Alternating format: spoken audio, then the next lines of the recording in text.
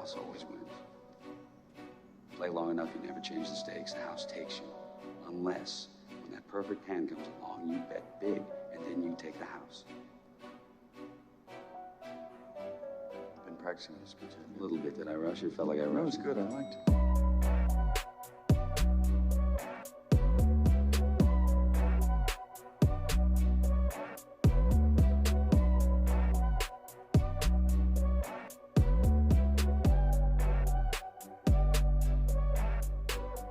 What's up, everybody, and welcome back to the Big Easy Bets podcast. I'm your host, Logan, and with me in the studio, Nick Von Brick. What's up? With us on the ones and twos, Justin the Russian Concussion Mascaro. What's going on? This is episode 201, College Football Week 9, NFL Week 8. Hit that like and subscribe button wherever you're watching or listening. The Big Easy Bets podcast is brought to you by BetStamp. So if you're looking for a place to place these sports bets, we can provide you with that place while you can help out our podcast. Go to the link in the description, signupexpert.com/BigEasyBets. Pick the sports book of your choosing and take advantage of the promo offers to get yourself started. The season's already halfway done, which is crazy when you think about it, because I feel like we just started. And I feel like you're at that point where you try not to get antsy. Like, there's only so many weeks left to bet. Yeah. So you want to you want to get them while you can get them. You know what I mean? But you don't want to get too carried away. I might be getting carried away this week. I have a lot. I think I have a lot of plays. We're going to talk about it. I have a couple maybes. Hopefully, I've been waiting for that week where y'all are on my maybes, and so then I can turn them into yes. Yeah, I wish we would have taken Oklahoma State. Yeah, I will say there's been a ton of in Colorado. Yes, there were so many last week that I was I feel like maybes on that one, and I didn't do well. That's been the story of my year. It started where I was like, we need to hop on Clemson minus 17. There's been like at least 2 or 3 of those every week where I'm like, I'll hold off, and we need to stop being scared. It was shortly after we recorded. They were like, yeah, Hunter's gonna play. Yeah, no, we need to stop being scared. It's time to empty the clip. Okay, it's time to empty the clip. I think it really is. Episode 201, like I said, College Football Week 9, NFL Week 8. Again, hit that like and subscribe button. We got a lot to dive into before we get to the recap and give you our best bets for this upcoming week. We'll start it off from the top. The Saints are terrible, but we're incredible on Thursday night. 6-1, betting the Thursday game. Justin, it's time for you. Whatever we tell you on Thursday, you just got to ride it. Yeah, that was my plan this week. We've reached that point, and it happens often. It started from year 1. I don't know what it is about Thursday. And I remember around year 2 or 3, I was like, I think I figured out how to bet the Thursday game. It's like, just go against conventional thinking. Yeah. Whatever makes the most sense, do the opposite. We've been saying it. The public does not account for the very little talent discrepancy in the NFL. Everybody's good. It's hard to cover big numbers, especially on short weeks. People don't put any stock into the short week turnaround and things like that. I think we figured out Thursday night. The record speaks for itself, and it's a year-over-year thing. I went back and looked at, like, 2020, and I was like, there was like a post I put out, and I'm like, we've hit our last 7 Thursday games in a row. It's like we dominate Thursday. It's always been that way. Drew Brees got inducted into the Saints Hall of Fame. I went in a suite, actually, which was incredibly underwhelming. Have you ever been in a suite at the Dome? No. I think it might have been my second time, but I think it was the first time we were in a suite was the Pittsburgh Steelers game when Sheldon Rankins made Juju Smith-Schuster fumble. You remember that? Yeah. So we were there for that one. We got given tickets, and it just made sense with Drew. Let me put it this way. If Drew Brees wasn't going in the Saints Hall of Fame, I wouldn't have been in the Dome. We left as soon as halftime was over, got out of there for obvious reasons. I was very underwhelmed with the suite. It kind of sucked. Yeah. Yeah. No chicken fingers, which I understand. Like, what are you, 5? The Pelican suite, some of the best chicken tenders you'll find. Oh, yeah. Remember we went for the playoff game? Yeah, it was they had a gourmet hot dog section. It's just dome dogs with fucking chili on the side. I was like, what? I would have rather just go to the concession stand and get a legitimate dome dog. They had jambalaya, which was okay at best. Mm-hmm. I was very disappointed. I was very disappointed. I think maybe if the team was better, maybe the food would be better. They don't care about the quality of what they're putting out. If the quality on the field sucks, the quality of food sucks, I guess. So, and the product on the field sucked. We got absolutely demolished by the Broncos. I wrote down, I said, bet with your head, not your heart, because I couldn't do it with the Saints. But then I was like, do I want to do it with the Broncos, like go into the game and all of that? And so obviously we leaned over. You said you were taking the over. That confirmed it enough for me. We got a little lucky. Yeah. We got very lucky. That's I was kicking myself. Score. I was like, I should have just took the Broncos Yes. team total over. Yeah. No, we have a tremendous problem with the Saints and the organization and everything. And I was kind of bouncing back and forth with it. And I truly do think that a part of my Saints fandom died in 2018. And I've been like kind of battling with it, like, nah, blah, blah, blah. 2019, we were still good. And we went to, that was the Rudolph year, right, with the Vikings. And then 2020 was that Brady in Tampa, Jared Cook fumbling. So you still had high expectations and this and that. But, I mean, you talked about it where that was before we did. Yeah, no, if we weren't doing the podcast, you would have. You said you were done with the NFL. Yeah. So I don't even wear like jerseys or shit anymore. Yeah, and so I've been going back and forth with it where I went into the Dome. I used to say like there was no place I would rather be than in the Superdome. And like we're walking in, it just doesn't feel the same. Like I'm still a fan. I'll never not be a fan. And it's obviously feeling this way because we fucking stink right now. And I don't necessarily feel like I'm less of a fan. I think just like the I don't even know how to describe it. Just the overall sentiment, like it's just not the same because we got robbed in 2018. I was there for it. I've told the story a million times on this podcast. I spent every dollar I had to go to this game with my dad. And I still remember throwing my hands up when I saw 11. I'm going to blank on his name. What's fucking name? Tommy Lee. Tommy Lee Lewis. Yeah. Yes. In the flat, got smoked. Threw my hands up like, oh, my God, we're going to win now. And then the flag doesn't come. And I remember before that, Ted Ginn down the right sideline, and he gets up, and him and Michael Thomas are pointing, and it's like, holy fuck, it's like we're going to win. I've told the story a million times. I popped blood vessels in my hands from clapping because I lost my voice in the first quarter. People were passing out like cough drops in the section. It was when DeMario Davis got the interception. Right, we go get a field goal, turn right around, intercept it, and we're in the red zone. And I was clapping so fucking hard because my voice was gone. I popped blood vessels in my hands. I was like, I can't do anything. I was sitting up there. I was fucking wounded. I think just, I mean, when you hear this and that, everybody's got a story about how they got screwed. Nobody got screwed like we got screwed. It was an actual robbery. It was fraudulent. And so I think since then, I think I've just been battling with it where it's like, it just doesn't feel the same.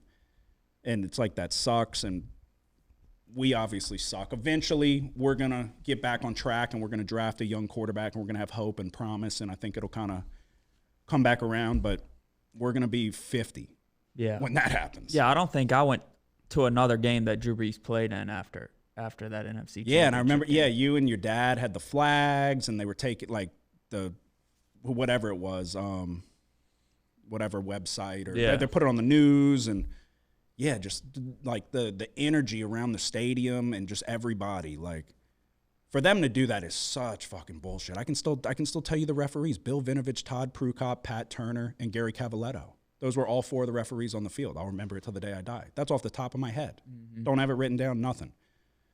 I can tell you, I'm not proud of it, but I've messaged Bill Vinovich's son multiple times since 2018. So I know where. I'm not going to go. I'm not going to say anything incriminating. But if I ever lost everything, Bill Vinovich is losing everything too. Let's just put it that way. But no, in all seriousness, and I'm serious. But in all seriousness, it does suck. The where we're at now as a program, and I know I'm kind of dragging on, is fucking horrific. I think Mickey Loomis. it's criminal what Mickey Loomis is doing.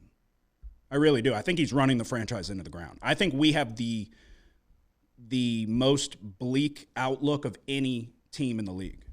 Yeah. When you take into account the cap situation from top to bottom, the head coach situation, you've got a GM who's comparing Dennis Allen to Hall of Fame head coaches with a fucking straight face, chewing on his gum, talking about, like, putting him in the same breath as these other coaches that are, like, in the Hall of Fame.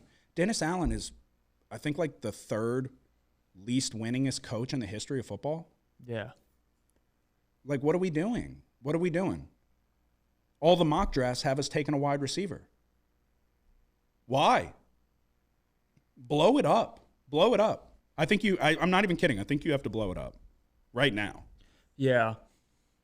I don't know. I think it'll be interesting to see what happens at the end of the year. I'm going to be surprised if there's not if the coaching staff isn't wiped out. I mean, this point you think wipe everything out. Yeah, Mickey Loomis too. Goodbye. Yeah. Get him the fuck out. But the problem is I don't think Gail Benson really cares. I think Gail Benson's just like going through the motions. She's put these people in place, which that's great. I don't want an owner to make the decisions. It historically doesn't go well. You look at Jerry Jones in Dallas. You look at Snyder in Washington. When the owner has too much say, it typically doesn't go well. They're not football guys. So you want to put people in the positions to make the decisions for you. But Mickey Loomis has clearly gotten too complacent, and he's either riding high off of past success to allow this product to go out on the field year after year now. It's been multiple years, is a shame. And we're looking past the results. We just got fucking killed. What do you mean you're looking past results? What are you looking at? What are you looking at? And the way we configured the roster and the cap situation, all that, I had no problem with it when it was like, we're trying to win now. And if you would have won the Super Bowl, I understand they robbed us in 18.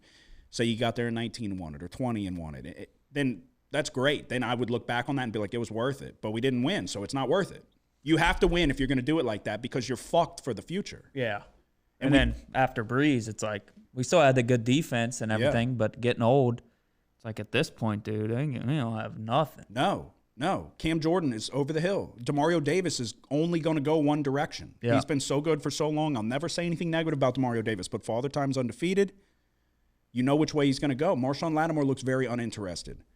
Tyrann Mathieu, same thing. Old. Adebo just broke his leg. He's not going to play for us again. It's a contract year. He's done. It was boom or bust, pick or pass interference. He's not going to be on the team.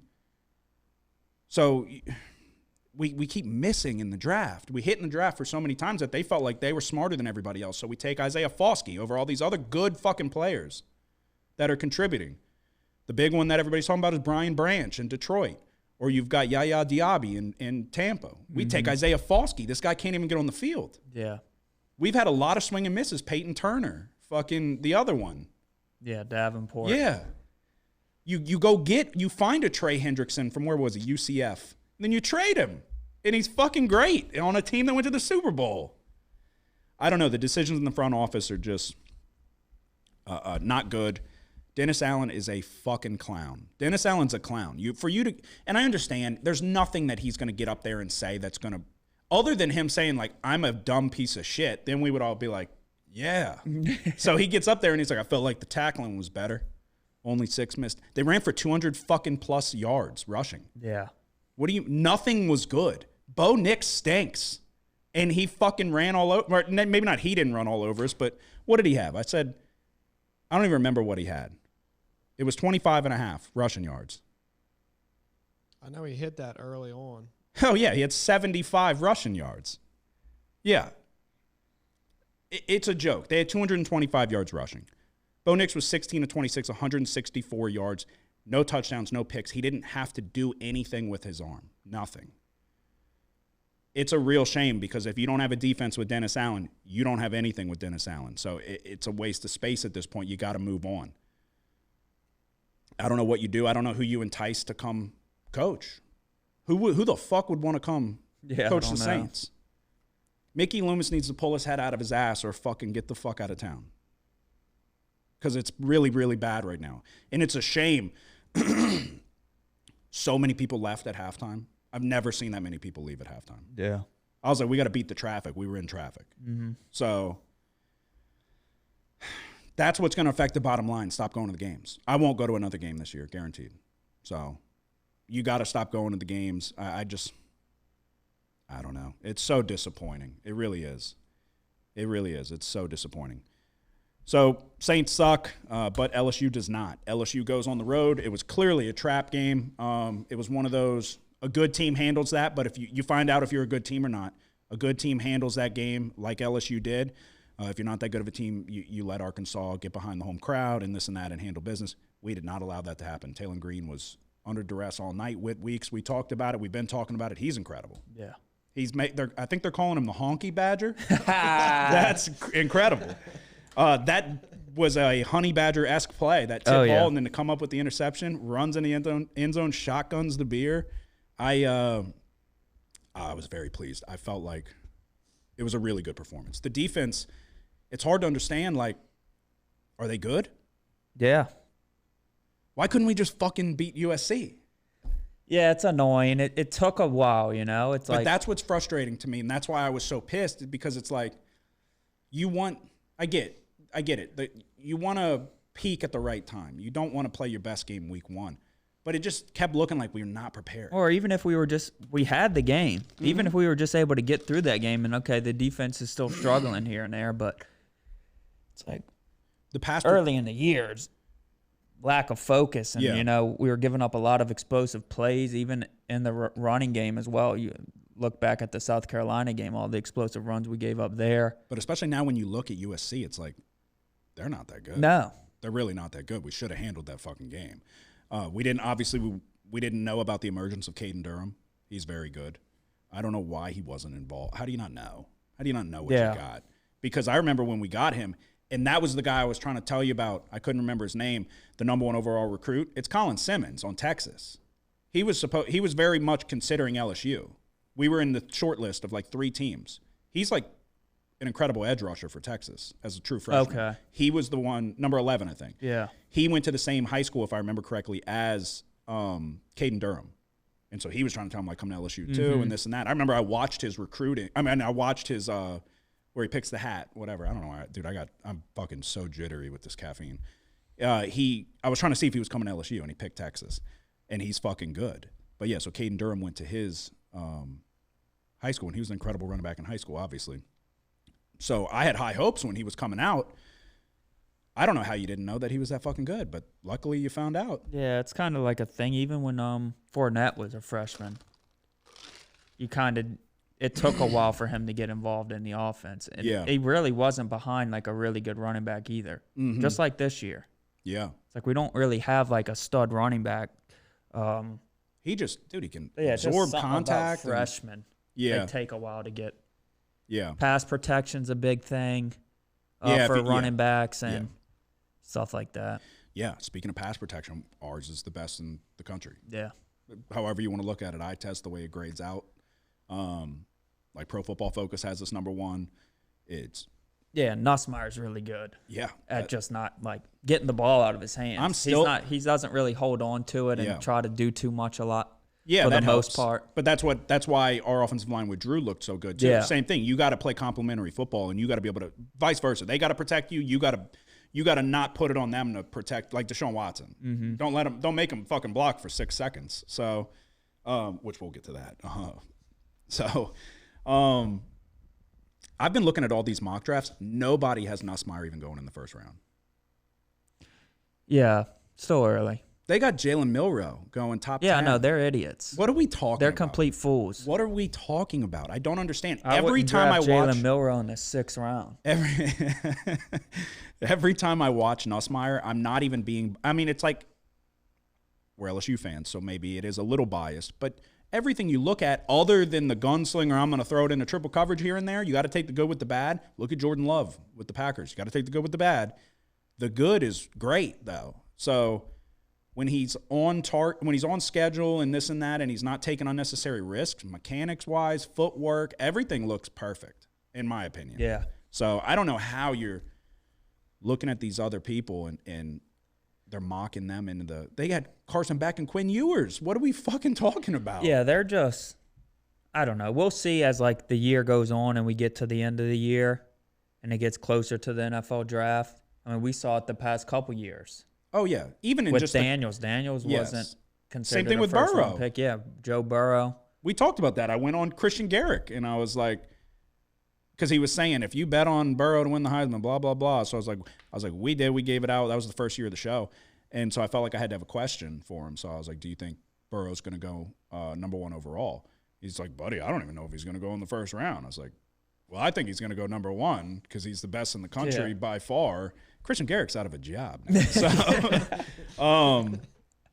yeah, if you put Nussmeier on Georgia, hands down, they're winning the national championship. Yeah. Not even a question. So, all right, what else? So yeah, let's talk about Texas and Georgia. I was on the side, but we'll talk about the game itself. What's your number 1 takeaway, I guess, and then I'll give mine. Yeah, I didn't really get to see it live in action. Oh, that's right. You were at the wedding. I was at a wedding. I guess just looking at the box score the next day and seeing that it was a lot closer, I guess. The box score was pretty close. Okay, well, rather than the score. But I know Georgia got up on 23-0. Yeah, I forgot. I honestly forgot that you didn't get to watch. So my number 1 takeaway was that when Georgia's defense wants to turn it on, that was the epitome of they got punched in the fucking mouth. Georgia, it was like from the first drive, I was like, oh my God. It was mind-boggling because I thought Texas had the best offensive line unit in football.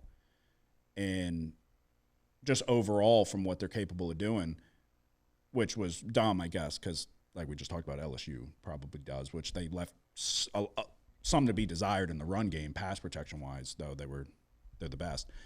The strength of that game was decided in the trenches is what I'm getting at. Yeah. Texas fucking Georgia bitch slapped Texas from the jump. I think they had 7 sacks, 10 tackles for loss. Quinn Ewers is not the guy. It's the worries that we've had.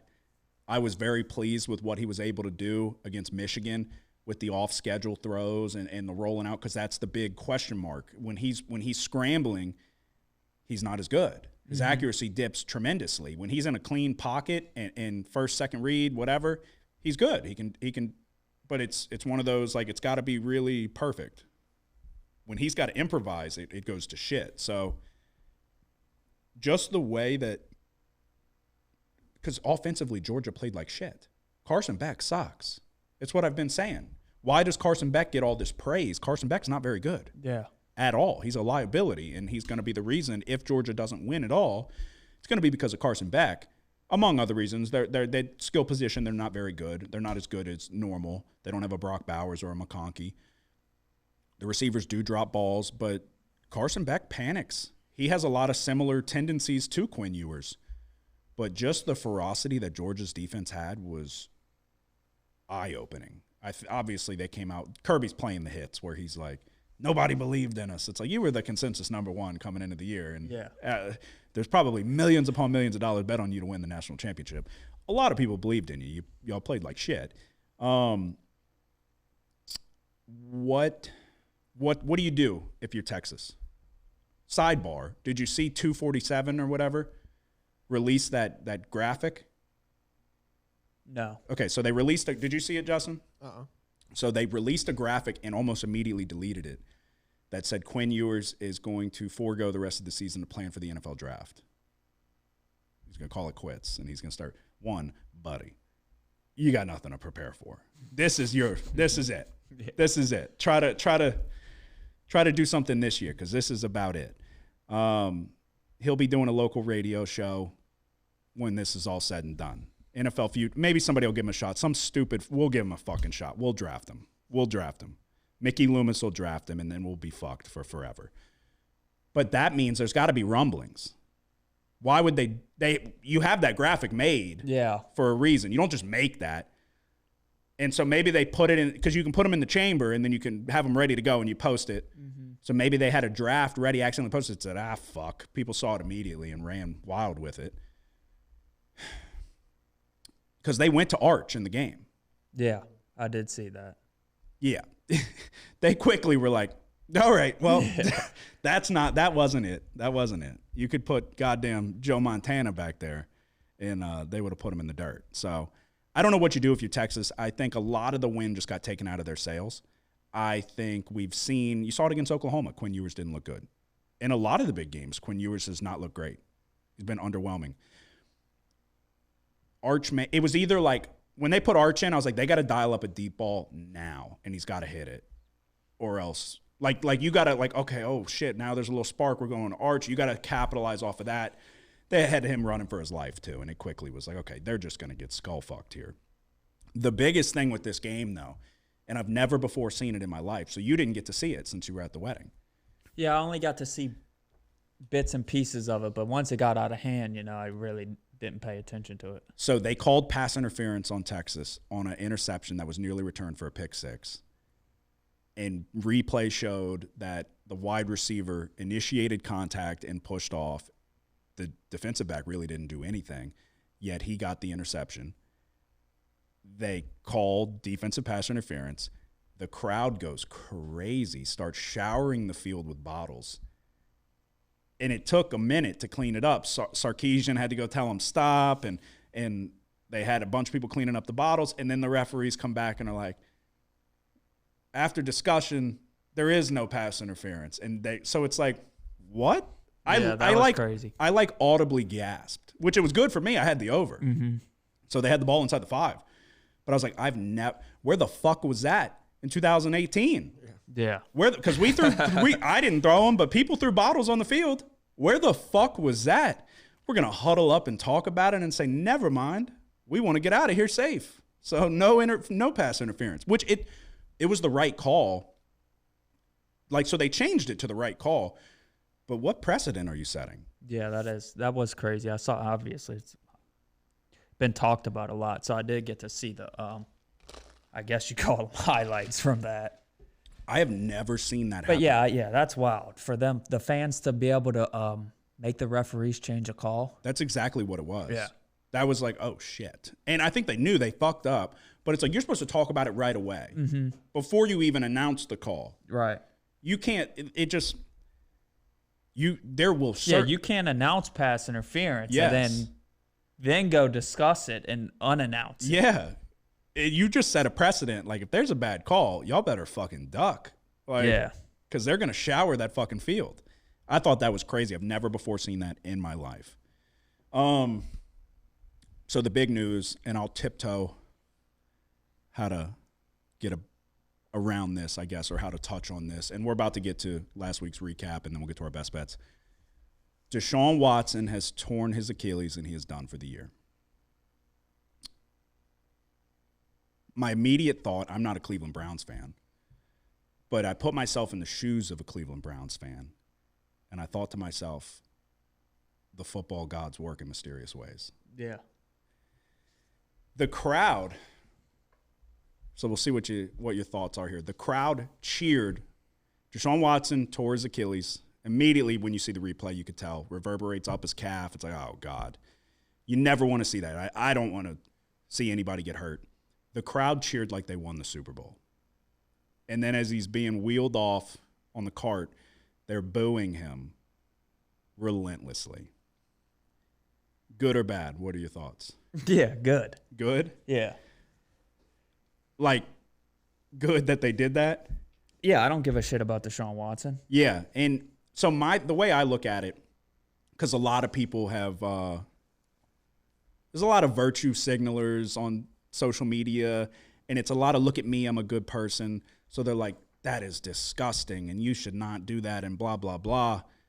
I personally feel like you don't get to dictate how the fans react.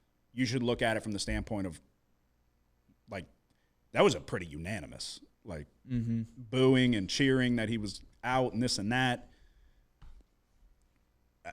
That wasn't pre-planned. That was an organic reaction. You don't get to decide how those fans respond. Should you cheer when somebody's hurt? No. But it's not like he was being stretchered out or anything. It's not like his life was in danger. Yeah, it wasn't a neck brace. Yeah, so. He's still rich as shit. Yeah. And now the Browns don't have any money. And that's what the frustrations are. A lot of the frustrations from the fans are we're paying this guy a shitload of money. He came in, he stunk up the joint. A lot of these players, too, is one of them. Deshaun Watson's going to be the poster child of this club now, where it kind of takes the heat off of how fucking bad they are because they got hurt. He sucks bad. And I'm not a judge, but allegedly he's a fucking terrible person. So he allegedly assaulted 30 massage therapists. So that goes into it whenever that happens, and then you pay him $250+ million guaranteed, fully guaranteed. If you don't come in and perform, there's going to be a lot of animosity. So I don't know. I think it's funny how everybody has to, it's just a look at me, I'm a good person, because I think that it's mean that you did this or that with Deshaun Watson and you booed him and all of that. Y'all are bad people, not me. I'm a good person. It's like, fuck off. I don't really care about any of that. I did feel bad for Deshaun Watson whenever I saw the injury, just because anytime you see an athlete that happen to anybody, it's like, oh God, that fucking sucks. But I don't feel that bad for him. Filthy. I don't feel anything for him. He's filthy fucking rich. So I thought it was hilarious. Myles Garrett and first Jameis gave like a whole testimony with his post game where he's like, I am ashamed of these fans and this and that. And then Myles Garrett was like, he's been a model citizen throughout college and most of the he was a model citizen almost the entire time he's been in the league, except when he was getting a massage. So he's like, well, if you take away the 30 massage therapists that he allegedly sexually assaulted, he's been a pretty good guy. I thought that was fucking wild. I get what he's doing. You're trying to like go to bat for your quarterback and this and that. Crazy. Well, that's like saying like OJ was a great running back and a pretty good guy other than that one night. Mm-hmm. So other than that one night where he mercilessly slaughtered his wife like a pig. So crazy choice of words there. I thought that was wild, though. I've never seen people cheer. Apparently Philly cheered when Michael Irvin was like laying lifeless on the field. I didn't know about that. But he like wasn't moving. So that's crazy. That's crazy. We knew Deshaun Watson was going to live. Apparently Michael Irvin. They've been trying to get rid of this guy. And then finally, I know. No, that's why I said my first thought. Something happens to where a decision doesn't even have to be made. Exactly. My first thought was the football gods work in mysterious ways. Non-contact, just took the snap, went forward, and it was like, yeah, they're not going to bench this guy. Maybe the owner won't let him. Who knows? They're not benching him. And the football gods said, we'll do you a favor. We'll do you a solid. All right, cap situation, that's on y'all. Y'all fucked up, but we're going to get that guy out of there. So Deshaun Watson's done for the year. Probably done forever. I don't know who. What do you do? No one's going to take on that contract. No. So is DTR going to start or is It's got to be Jameis. Yeah. I think DTR got hurt. I think he hurt his hand maybe. Yeah, and he sucked. Yeah, he didn't play well either. And then you just knew Jameis was going to throw a touchdown. Yeah. So, and then he got the 2-point conversion. It's fucking Jameis time in Cleveland. If you're Cleveland, you at least have, like, you're not going to do anything. Y'all stink. Y'all aren't good. But it's going to be more fun now. Yeah, you at least have a quarterback that's likable. Yes. And he's going to, love him or hate him, Jameis is going to sling the thing to his fucking wide receivers. It's what he did in Njoku. He wasn't open. He just threw it up. That was like against Green Bay when he was with us. He threw 5 touchdowns, like all in the red zone. He was just throwing them up. It was like bad throws. And the receivers going up and making a play. So, let's see. We'll do a Shakir and Keon Coleman update. Finally, he wants to start throwing a Keon. Keon Coleman can't catch. He dropped a touchdown. Well, it was a good play by the DB, but he still dropped it. There was nearly another touchdown, and his big goofy feet stepped out of bounds before he got the second one in. Yeah. By a toe. But so then it looked like Josh Allen was just trying to fucking feed him down the stretch to like make up for it. So the way it currently stands, I think he might have jumped in front, which is so unfortunate that fucking Shakir is going to get hurt. Keon Coleman has 326 yards. Khalil Shakir has 314. I still feel like the Amari Cooper signing is better for Khalil Shakir than it is Coleman, but it didn't look like it to start. So we'll see. I hope Keon Coleman gets hurt. I don't actually, because I have the Bills Super Bowl ticket, and it's more beneficial for me if he does come on as a legitimate threat in the passing game. Yeah, he's a great guy anyway. No, I do like him. He's funny in the press conferences and all of that. So, do the 49ers suck? I think the 49ers suck. I think Purdy's, to be quite honest. I mean, look, they're dealing with some things, right? Yes, but everybody's dealing with some things. The Chiefs are dealing with things. But that's different because the guy can suck but still win. I don't get it. Yeah, They have a knack for winning. Yeah. And it was even last year. They weren't doing well. No, same thing. Yeah. And they still they find ways to win at the end. Mahomes and the running, defense, the Chiefs' defense is like it's the best in football. Incredible. Yeah.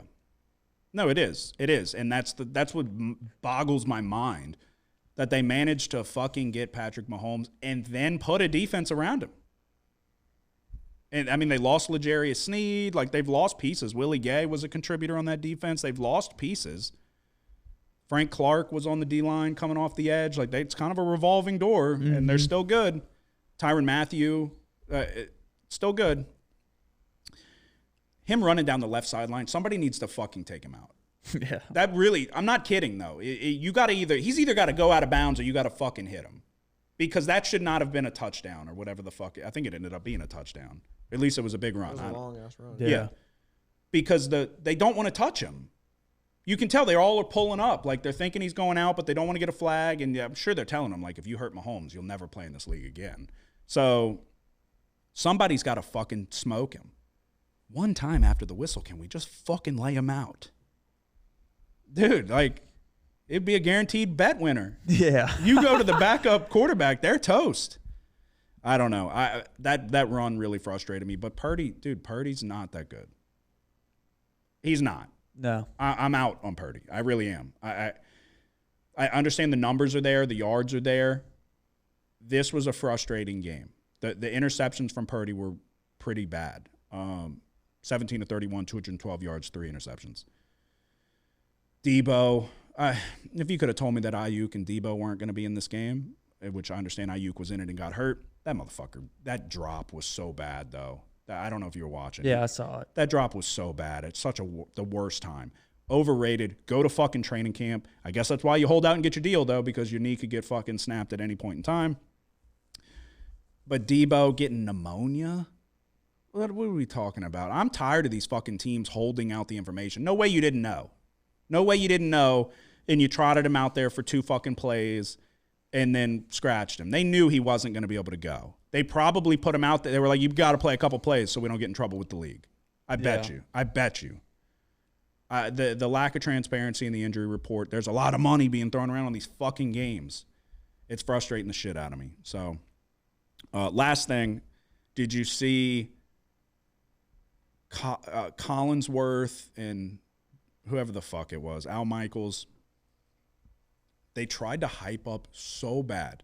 They tried to hype up Ulbrich dropping the challenge flag. He was trying to throw the challenge flag, and he accidentally dropped it and then threw it, and they scored a touchdown on the play. Yeah, that's Tirico now. Mike Tirico. Is it? Okay. Yeah. It used to be Al Michaels. Al Michaels, yeah. He's with, who the fuck is he with? Is he with Kirk. Kirk Herbstreit on Thursdays. Yeah, okay. So Ulbrich is trying to challenge a play where Breece Hall got in the end zone, and as a fantasy owner of Breece Hall, I would have liked him to challenge the play, but he dropped it, which I played you again. It didn't matter. But Collinsworth is like, oh my God, that might have just turned around the Jets season. He was in the fucking end zone. It was a touchdown. Challenge it or not, it's a touchdown. It was fucking dumb that he didn't challenge, that he dropped the flag. He didn't save shit. They're like, oh, you've got the Mark Sanchez butt fumble, move over. We've got the challenge flag fumble. Like, shut the fuck up. He was in the end zone. Why are y'all trying to make this into a thing? It was a fucking, it was not like thank God he didn't fucking challenge that play because Aaron Rodgers scored a touchdown. Yeah. They tried to make that into a thing. He was like trying to coin a phrase and all of that. I'm like, he was in. Breece Hall was in. What are you talking about? That didn't save shit. I was like, wanted to punch myself in the fucking head because it cost me fantasy points for one. But I don't know. I was blown away that they tried to turn that into something. I guess that can be the last thing. Jets have got to be done, right? Put a fork in them. Yeah, pretty much. Yeah, but you're a Rodgers believer. You love Rodgers. I don't know, dude. I mean, he's playing like dog shit. yeah. Okay, I thought you were about to say like he's kind of a bitch. Every post game, well, one, not even in all seriousness. The problem with Rodgers is I don't think he loves football. I think he thinks he's better than the game. Mm-hmm. Because after every single play, he's rolling his eyes to where and I don't dislike Aaron Rodgers. I think he's a little overrated in the grand scheme of things. I think he's one of the best at throwing a football to ever live. So I'm not an Aaron Rodgers hater by any stretch of the imagination. But every play you're going to roll your eyes. Like, it's an imperfect game. Shit happens all the time. You're going to get mad every time like you're playing incredible and these people are you're not playing that good. You're costing your team a lot of situations and throwing into triple coverage and missing throws and this and that. So you have every single play he's rolling his eyes. Every press conference he's throwing somebody else under the bus. I don't understand. Like, is he that arrogant? How do you not know like how it looks? And he's like, step one, we need to stop listening to you guys, the media. It's like, no, buddy, y'all stink. You need to stop throwing it to the other fucking team. Yeah. Step one, stop turning the fucking football over. He was saying we got to run it better so we can pass it. It's like all of your passing success came from a fucking dump off to Breece Hall, and he would take it 80 yards. So no, you should throw it better. Y'all should. Mike Williams should run the right routes. Garrett Wilson should catch the ball. I don't know. I don't understand what Rodgers expects. I truly think he doesn't love football. I think he's just doing it because he's good at it. And I don't think he's really as interested as he used to be. And I don't think this is going as well as he thought it was going to go. So now he's kind of checking out a little bit. I don't know what your thoughts are. Yeah, I agree. I think Rodgers has kind of been overrated for most of his career. Yeah, they wanted to anoint him as like if you go look at his Super Bowl that he won, he should thank everybody on the defense. I think they at least got one defensive score, maybe two. The thing was against the Steelers, and Roethlisberger didn't play good. He didn't play great. Rodgers didn't win that game. The defense won that game. So from start to finish, for him to have 4 MVPs and Drew Brees to have none is a joke. A joke. So I don't know. I just the eye rolling shit is getting under my skin at this point, though. Well, at one point we thought he was done in Green Bay. Mm-hmm. This was like 2019, 2020 maybe. Yeah. And then it was the last couple years in Green Bay he turned it back on. Yeah. And now we're he seeing got him hurt. fall off He again. broke his collarbone and against the Vikings, and then and then he came back from that. But yeah, I don't know. I don't know what you do. The Jets aren't good though. The Jets aren't good. They got to be done.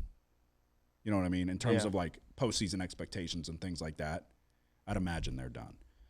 All right, we'll get into a recap, and then we'll give you our best bets for the week. It was not a great week.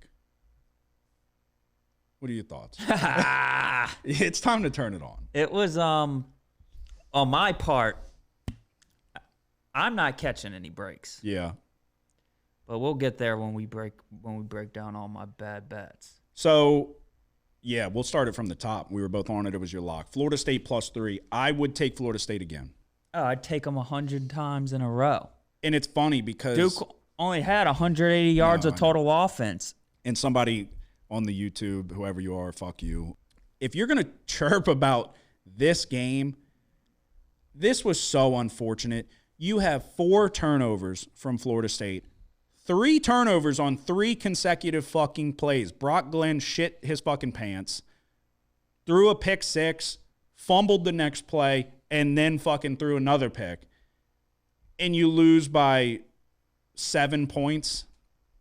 They were 2 of 14 on conversion downs and outgained Duke by over 100 yards. That Duke offense is not that good. A large part of why I liked Florida State was because I felt like the defense would be able to keep Duke's offense in check. If Brock Glenn played even remotely serviceable with a pulse, Florida State wins this game outright. You can't turn it over 3 times in 3 fucking plays. If that didn't happen, they win the game, not just cover, they win. So that one was extremely frustrating, and it was a really tough start after that. And then Arizona State, Cincinnati. We were both on it. I added it over 52.5. You said you touched on Levitt possibly being out? No, I knew he got banged up in the last game, but he came back in and finished the game, and they beat Utah. Yes, and him coming back in, you assume he's going to play the next game. I assumed he was going to be okay. Yeah, and then so there wasn't anything saying that he was out at that point. Very next day, after we record, which that's the blessing and the curse sometimes of recording early. Very next day, they report he's out. Cincinnati, like you touched on, you felt like they would have success on offense. They did. Jeff Sims is just a terrible football player. I really don't understand how they keep giving these people opportunities to play football. Jeff Sims should not be a backup quarterback on any roster in the country.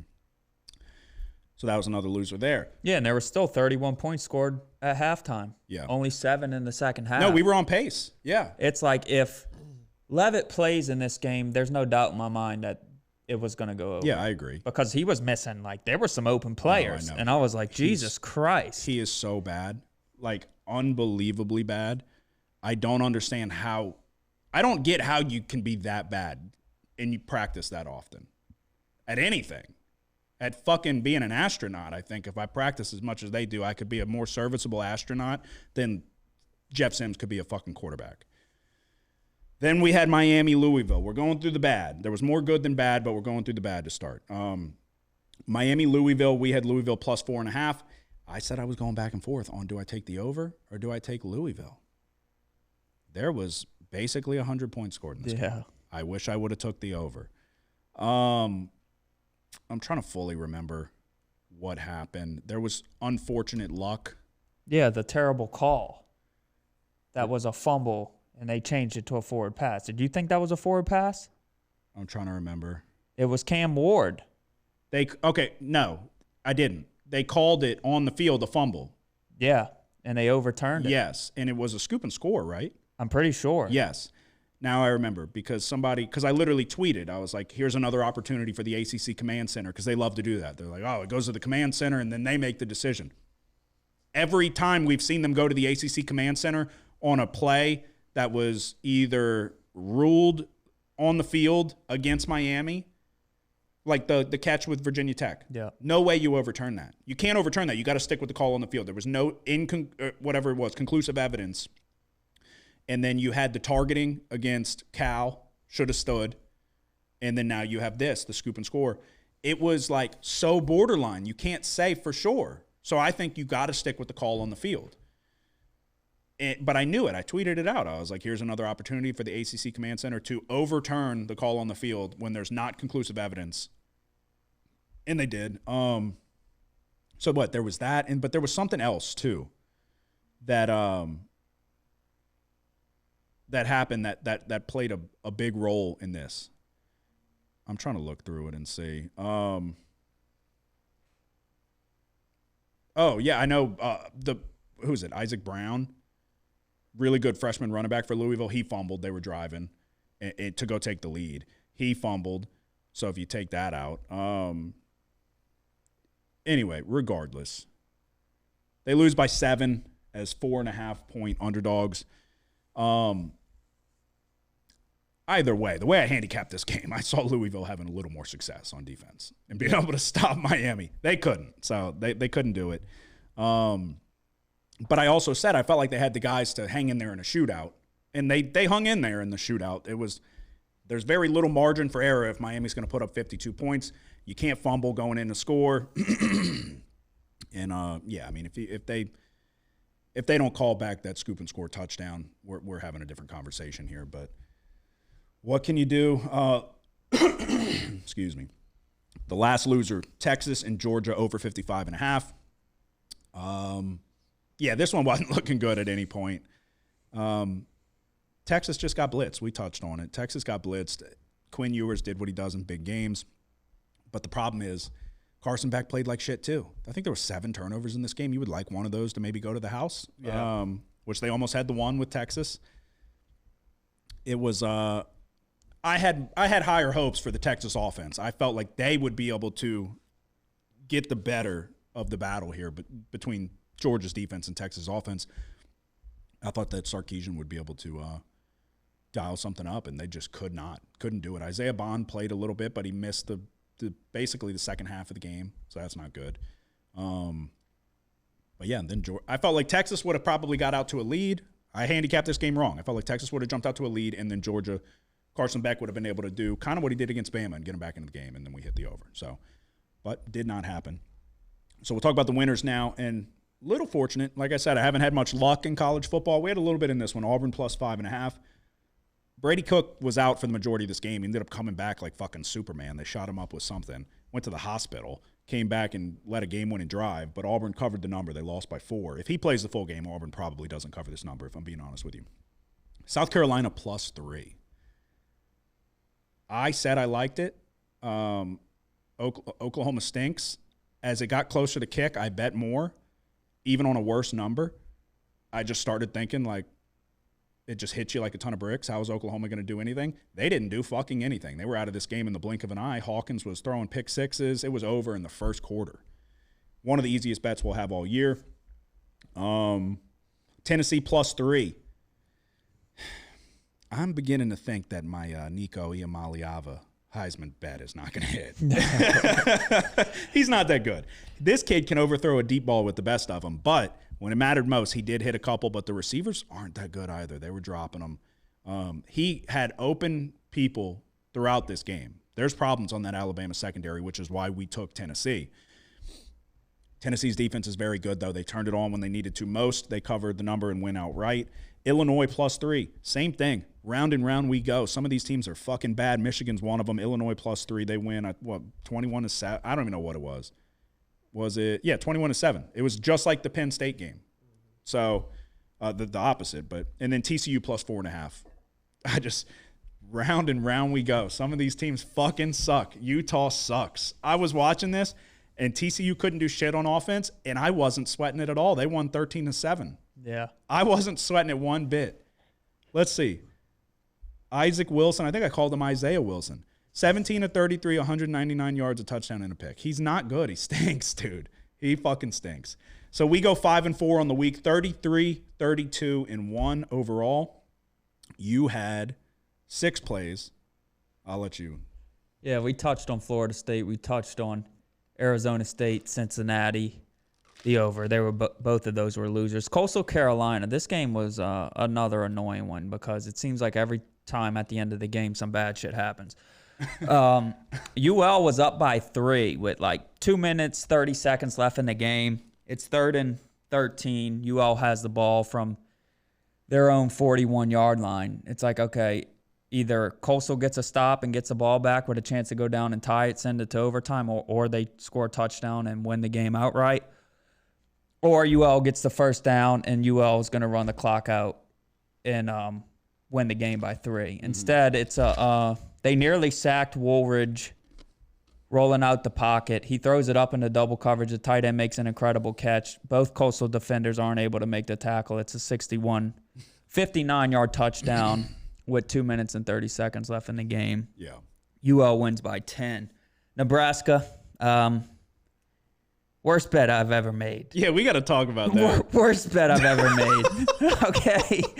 They got dog walked. Okay. Indiana, start to finish, dominated them. The biggest surprise here was how much success Indiana had running the football. But it shouldn't have been that much of a surprise, though. Because if we're going by, like, numbers, analytics, they're the best at, like, every offensive category. Right. But, dude, this was like – pull up the level. stats. Yeah, I'll get it. Hold on. It was complete I get what you're domination. saying. Yeah, no, I get what you're saying. Like, this was probably the best defense they played so far. Yeah, that's fair. And the level of success that they had when you're expecting it to be a step up in competition. This is even after this was a 5-1 Nebraska team. But you remember what I said. I feel like there's a few teams that I have a very good grasp on. I think Nebraska's one of them. I think TCU's one of them. Michigan was one of them early. There's a few teams that I just felt like I figured out pretty quick. Nebraska is one of those teams. Raiola is not there yet. He's not there. The talent's there. He's got a lot of growing to do. He was 28 of 44, 234 yards, 3 interceptions. They're calling Nebraska fumbled twice too.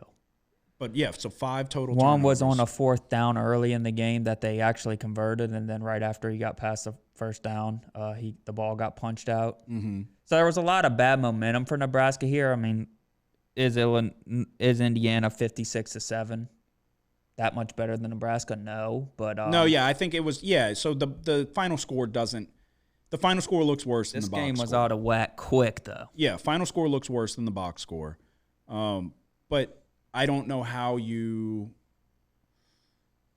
back this Nebraska team. It's got to be it's got to call for it in the right situation. I didn't feel like that was necessarily the spot. With the momentum this Indiana team's riding with, and offensively, what they're able to do, defensively, Nebraska hasn't been that great. I mean, I know what they did against Colorado, that was good, but just with Raiola, that's what I said. Going into this game, I said this was going to be like you figure out about a lot of these teams and a lot of questions get answered. I didn't know if is Matt Rule handcuffing Raiola, or is it he's just not that good, or is he saving him from getting thrown to the wolves because they don't have weapons at the skill position? If Harburg's leading you in rushing, that ain't good. Yeah, Rourke didn't even play second half. Yeah. He cut his thumb open. Mm-hmm. So he just said, screw it, this game's over. Yeah. You mentioned Tennessee. Tennessee ended up getting it done in the end. And then Oregon State plus 7.5. Oregon State lost the game by 8 points. Another frustrating one. Oregon State got the ball to the UNLV 6-yard line with 3 seconds remaining in the game. With a chance to tie it or, only lose by 2. And they failed on the final 3 seconds. So tough week, but the way I look at it, it was more bad luck than bad bets. The only really bad bet was Nebraska. Yeah, I'd agree with that. No, and it's going to happen. That's what everybody loves to come out of the woodwork when you have a bad week. Those people don't say shit when you have a good week. I said when we started this, before we embarked on this season, I was like, there's going to be bad weeks. And you just got to have more good weeks. Your good weeks have to outnumber the bad weeks, but don't think for a fucking second that there's not going to be bad weeks. I'll never forget last year when we went to Houston. That was the worst week I had all season. Yeah. Every bet lost. Every fucking bet lost. There's going to be bad weeks. So good. The main goal is not to stack bad weeks. Justin, you went 1-3, I believe. Yeah. I was on that Arizona State and Cincinnati over with you guys. Y'all touched on that one. And then my only winner was the Tennessee plus 3. My lock of the week was that ugly Nebraska game. I didn't think that was going to happen at all, obviously. My lock of the week.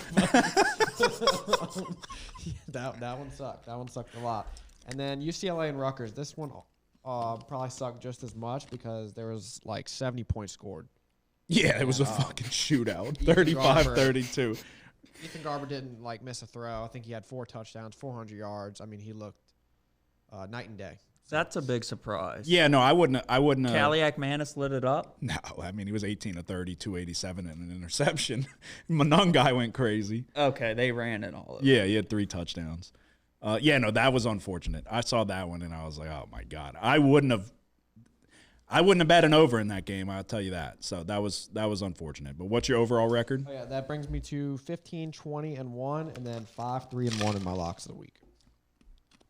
You two need to pick it up. What you mean? Got to have a bounce back week. We're doing good in our locks. You disagree? You don't need a bounce back week? Oh, I always bounce back. I'm not saying you're not, but you need to.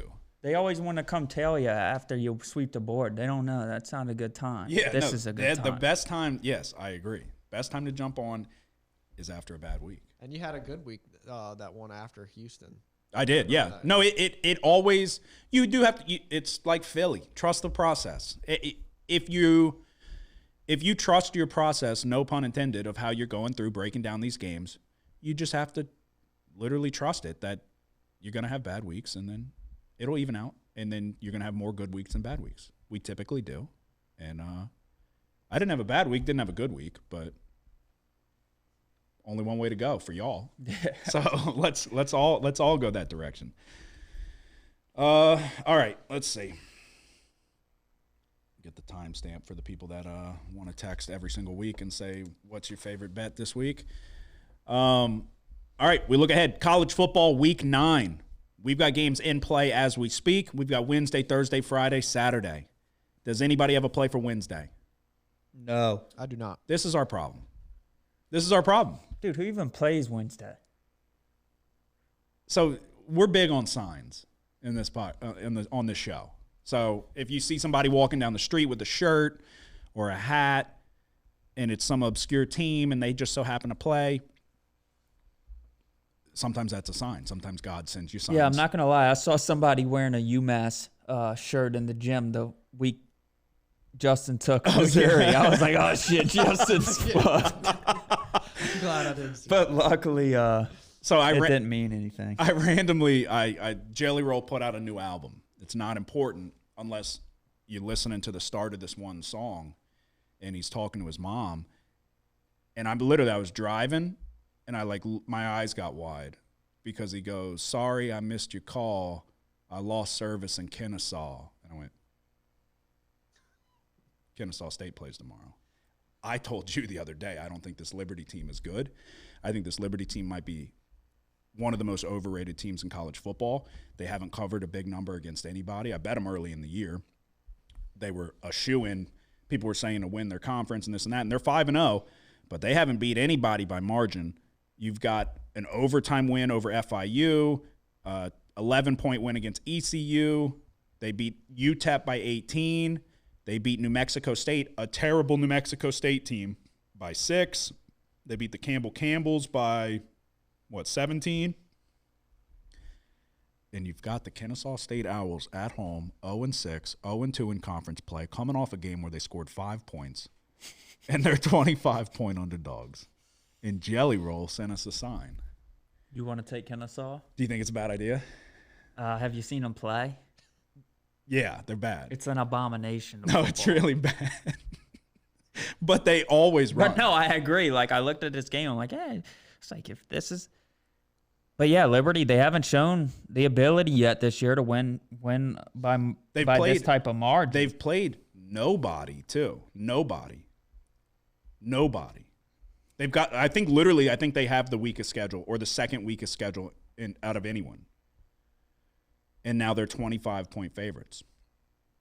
Look, don't get me wrong. See, it could be, we're either going to go this way or that way. And this could be the game that decides it. I don't know. Dude, I don't have the balls to do it.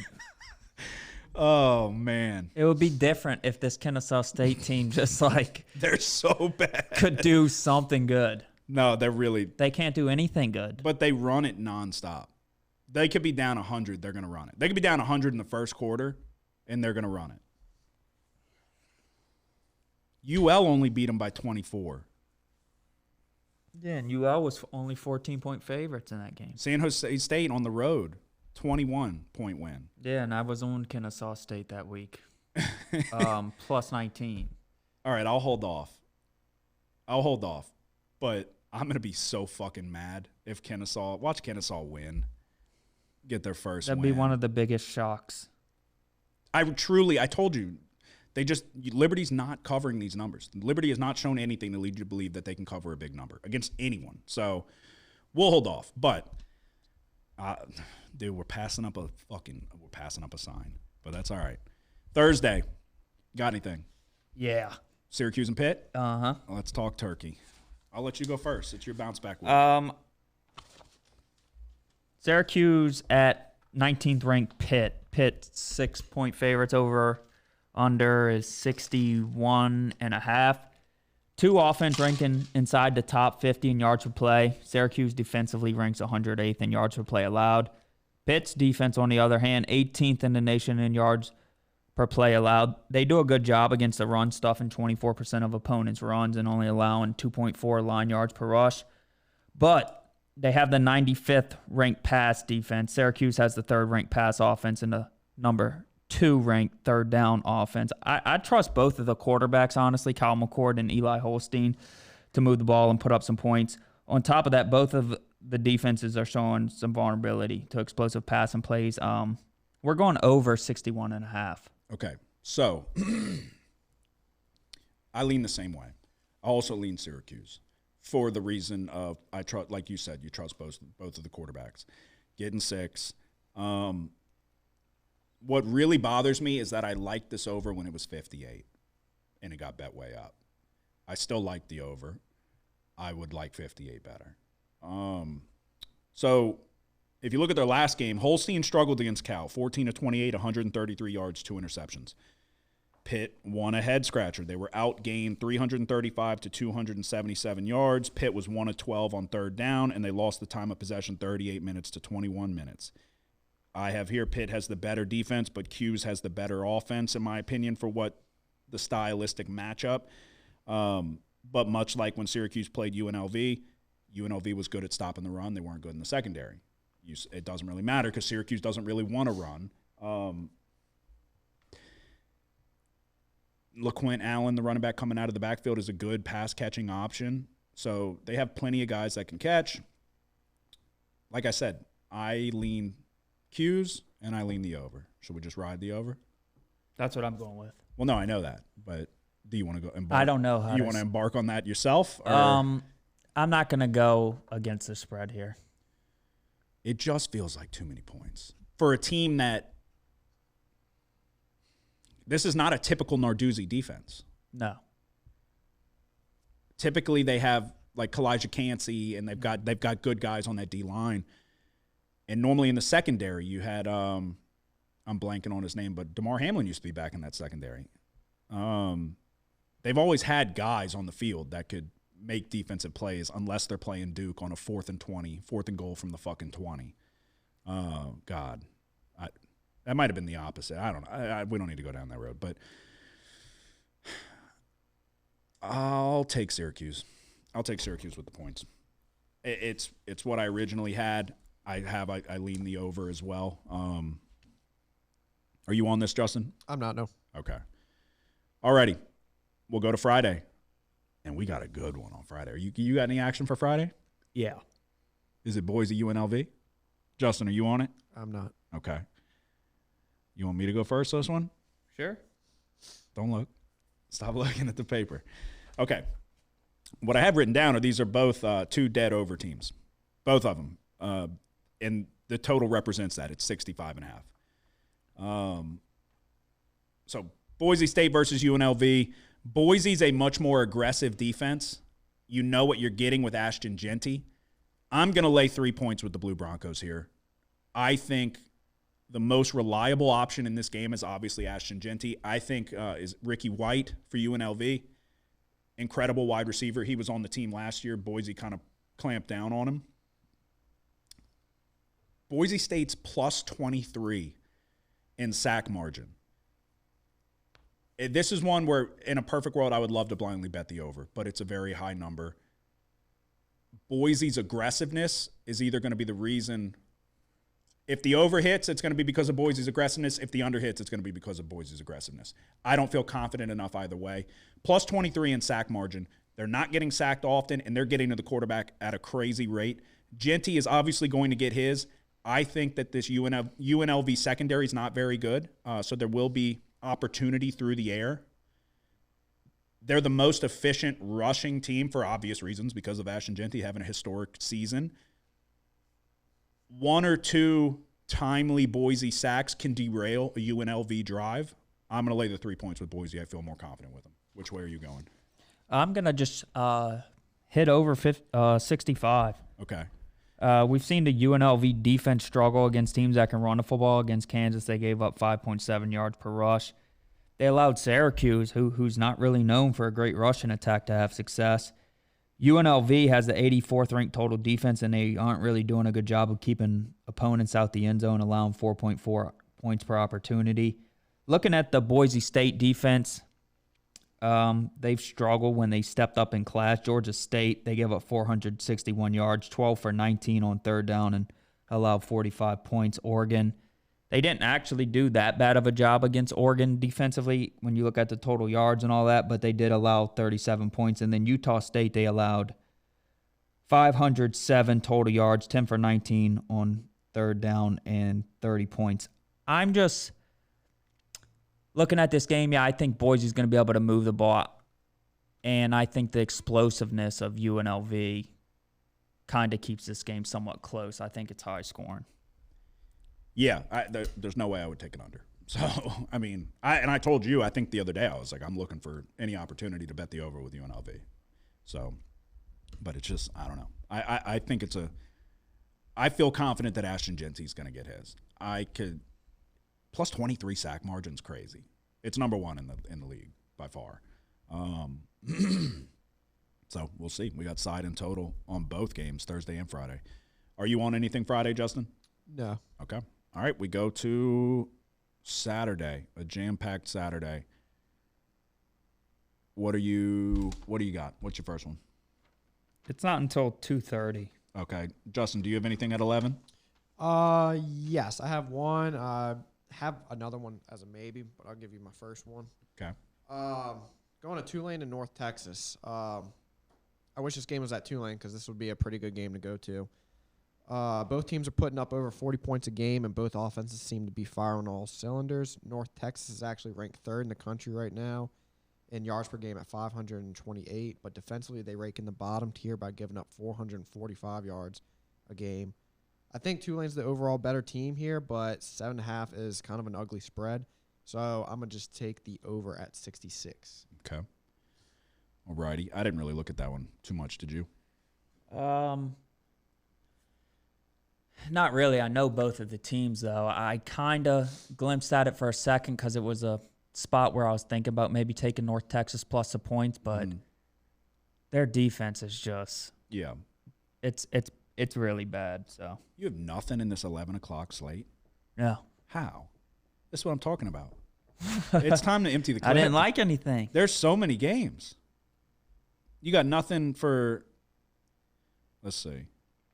You got Nebraska, Ohio State, Notre Dame, Navy, Washington, Indiana, Oklahoma, Ole Miss, Georgia Tech, and Virginia Tech.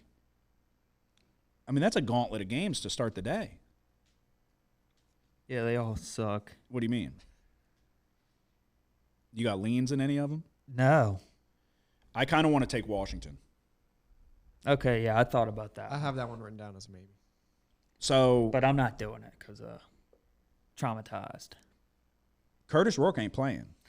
He's for sure out? Yes. Wow. It ain't just, I think he broke his finger. Oh, I was under the assumption it was a laceration on his thumb. They're saying that he is, let me confirm. I'm pretty sure that they're hopeful that he'll be back sooner than expected, like a couple weeks. But he ain't playing this game. And I've gone back and forth, so I was like, do we still just lay it? Because he had surgery. Okay, it was more than a cut then. Yeah. They're saying they're hoping he can come back from Michigan State on November 2nd. But he ain't playing this week. So the thing with the backup came in and did well against a team that was shell-shocked in Nebraska. They got skull-fucked, and all of a sudden it was over with for them at that point. Taven Jackson, 7 of 8, 91 yards, 2 touchdowns. But it's a lot different whenever the team's preparing for you. So people are still backing this kid because he's played and whatever, blah, blah, blah. If you look at last year, he had 2 touchdowns, 5 interceptions. So this kid ain't a superstar. He came in and played well. The team's obviously very good. Cignetti's a great coach. They're equipped to succeed on offense all across the board. College game day is actually going to be at this game, which is wild because you've got LSU going to play Texas A&M. Yeah. But so game day is going to be here. We've seen in the past when these smaller schools get college game day, they kind of shit the bed. James Madison last year, I think, they lost outright. Offensively, however you want to look at it, Indiana's checking all the boxes. So they haven't scored less than 30 points all season. This is one of those, if you back them here, same thing. Do you feel like you're getting to the party a little too late? Everything about the offense looks good. Curtis Rourke was 74% nearly 2,000 yards, 15 touchdowns, 3 interceptions. His receivers only have 2 drops all year. Justice Ellison, running back, averaging 7 yards per carry, has 8 touchdowns. Indiana's 13th in turnover margin, taking care of the ball. But this Washington team's scrappy. They can do a lot on offense. The consistency is the issue. I lean Washington. I would like a 7. I don't think there is currently a 7. But like I said, it's a lot different whenever teams are planning for you. You know what I mean? Yeah. You can step in, like I said, they're beating the dog shit out of Nebraska. You step in and you have success. You could have stepped in under center. You could have been able to complete a couple passes. They were shell-shocked. There is no 7, though. 6.5. What are your thoughts? Stay away? Yeah, I'm staying away. Yeah, but you're scared. Maybe if the last week didn't happen to me, but. Okay. Oklahoma, Ole Miss. Nothing? No. Nothing? I've gone back and forth. Do I lay it with Ole Miss or do we take the under?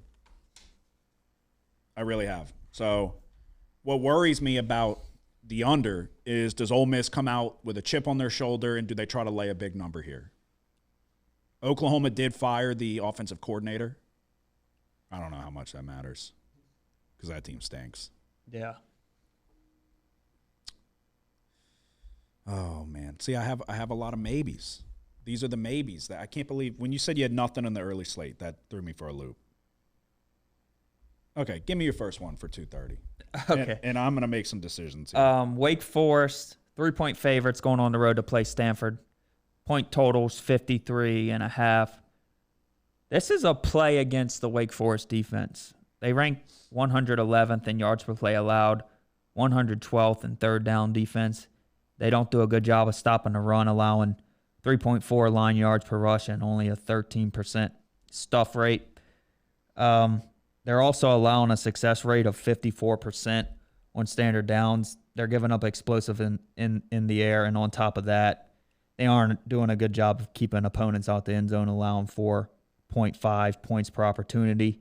You look at Stanford's last 4 opponents: Clemson, Virginia Tech, Notre Dame, then SMU. They've kind of been put through the ringer there. This Wake Forest defense is like a sigh of relief. So we're going to go ahead and take Stanford +3. Another thing to mention is Stanford defensively. Pretty good against the rush, 50th rush defense in the nation. They stuffed 22% of opponents' runs. The big question mark here is last week Stanford decided to bench Ashton Daniels and go to the freshman Elijah Brown, and he really didn't do that good either. So I'm not sure there's like a big upgrade or downgrade between either one of these quarterbacks. I think they're kind of similar. Ashton Daniels, it was always which one are you going to get? Yeah, I'm not sure who they're going to go with. I don't know if it really matters to me that much. Yeah. So I'm still going to take Stanford +3. Okay. I'm going to lay it with Ole Miss. So Oklahoma, Ole Miss, like I said, there's just this, you got to play the hits. Until proven otherwise, I've said it pretty much on a weekly basis that I'm fading this Oklahoma team until they prove to me that they can score a fucking touchdown. So is it Jackson Arnold? Is it Hawkins? I don't know. Who's going to get him into the end zone? You've got an Ole Miss team with a very good defense. You've got an Ole Miss offense that I'm not as high on as the general consensus. But I'm going to lay it here. So you just lost a game to LSU. In that game, you had a drop deep ball touchdown. They had opportunities that they didn't capitalize on that they probably will capitalize on next time around. It's a big number. But, yeah, I'm going to lay it. I just – if I'm wrong, I'm wrong. I'm going to play the hits until they're played out. So I don't know how Oklahoma's going to score. Fire the offensive coordinator, fire everybody. It doesn't matter. Ole Miss -20. Justin, what's your first one for Saturday? I'm going back to – I have another 11 a.m. one. Notre Dame and Navy. Don't have too much written down for this one. They both like to run the shit out of the ball. I mean, Navy is – everybody knows how Navy plays, but Notre Dame is really running the ball well. But, I mean, when both teams are running the football, clock's moving, and I think this over-under is just a little bit too much. Navy has been dropping a lot of points on teams, but I don't think it's going to happen this week. I think it's going to be a little bit closer, so I'm going to take the under at 52. Okay. I actually kind of, no bullshit, I leaned over. Navy kind of throws it. The only thing, so this dude Horvath is good, and I'll always love Navy because of what they did with Malcolm Perry and the glory days. This kid's almost got 1,000 yards passing. He's got 10 touchdowns, 1 interception. The thing with Notre Dame, though, they don't really allow the explosives. So they've got a good secondary. Mm-hmm. Do you have an opinion on the spread? Yeah, I lean Notre Dame. I do as well. And okay, we got to lay it. No, I'm serious. What's it now? It's 12.5. We got to lay it. Yeah, let's lay 12.5 with Notre Dame. I'm certainly going to lay it. So you don't have to if you don't want to. Like I said, you want to keep it in the holster, that's fine. But this season's passing us by. It's time to start taking shots.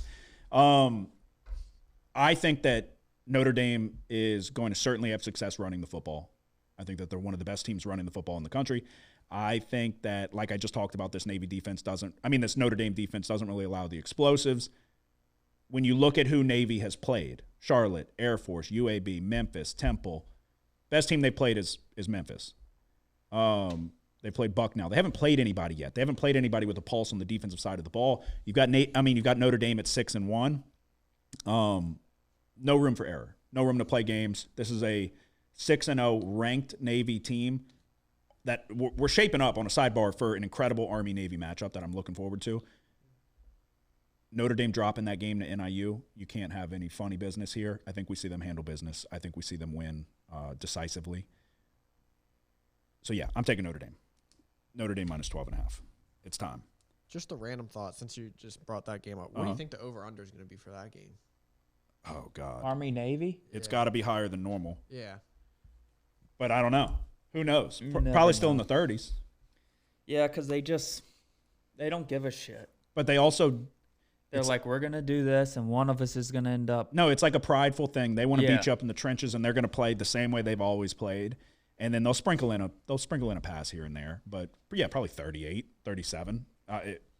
We can bookmark this and come back to it. But, yeah, if I would say 30, 37.5.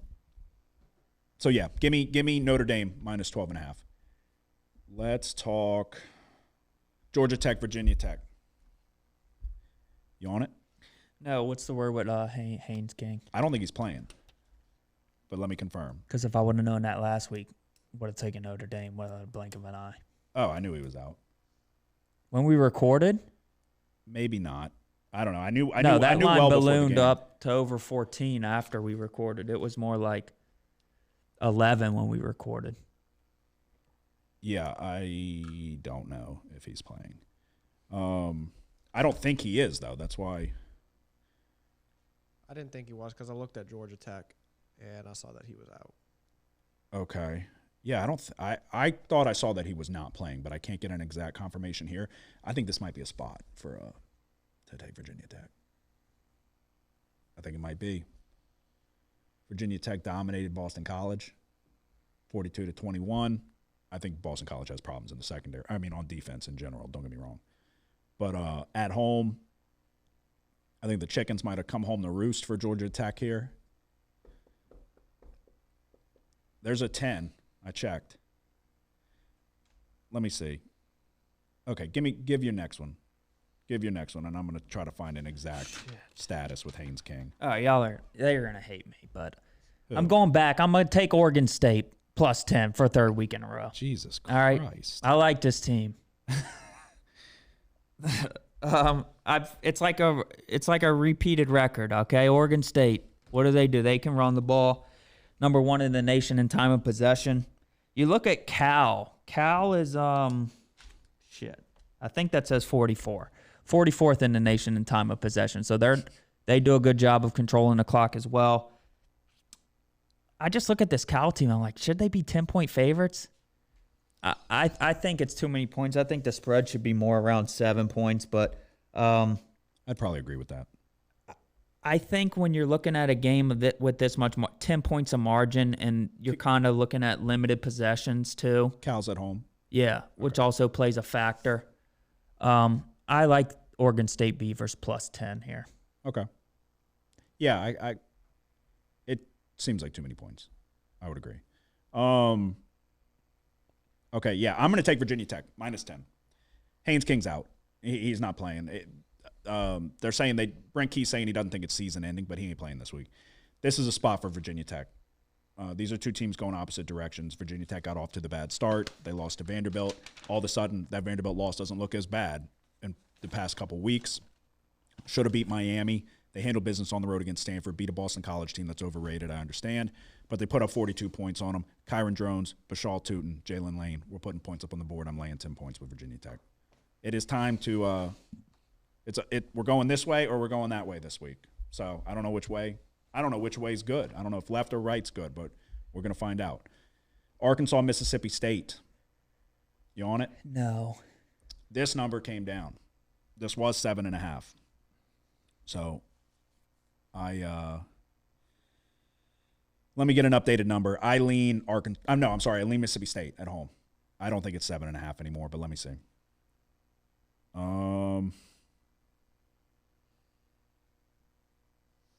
No, it's 7.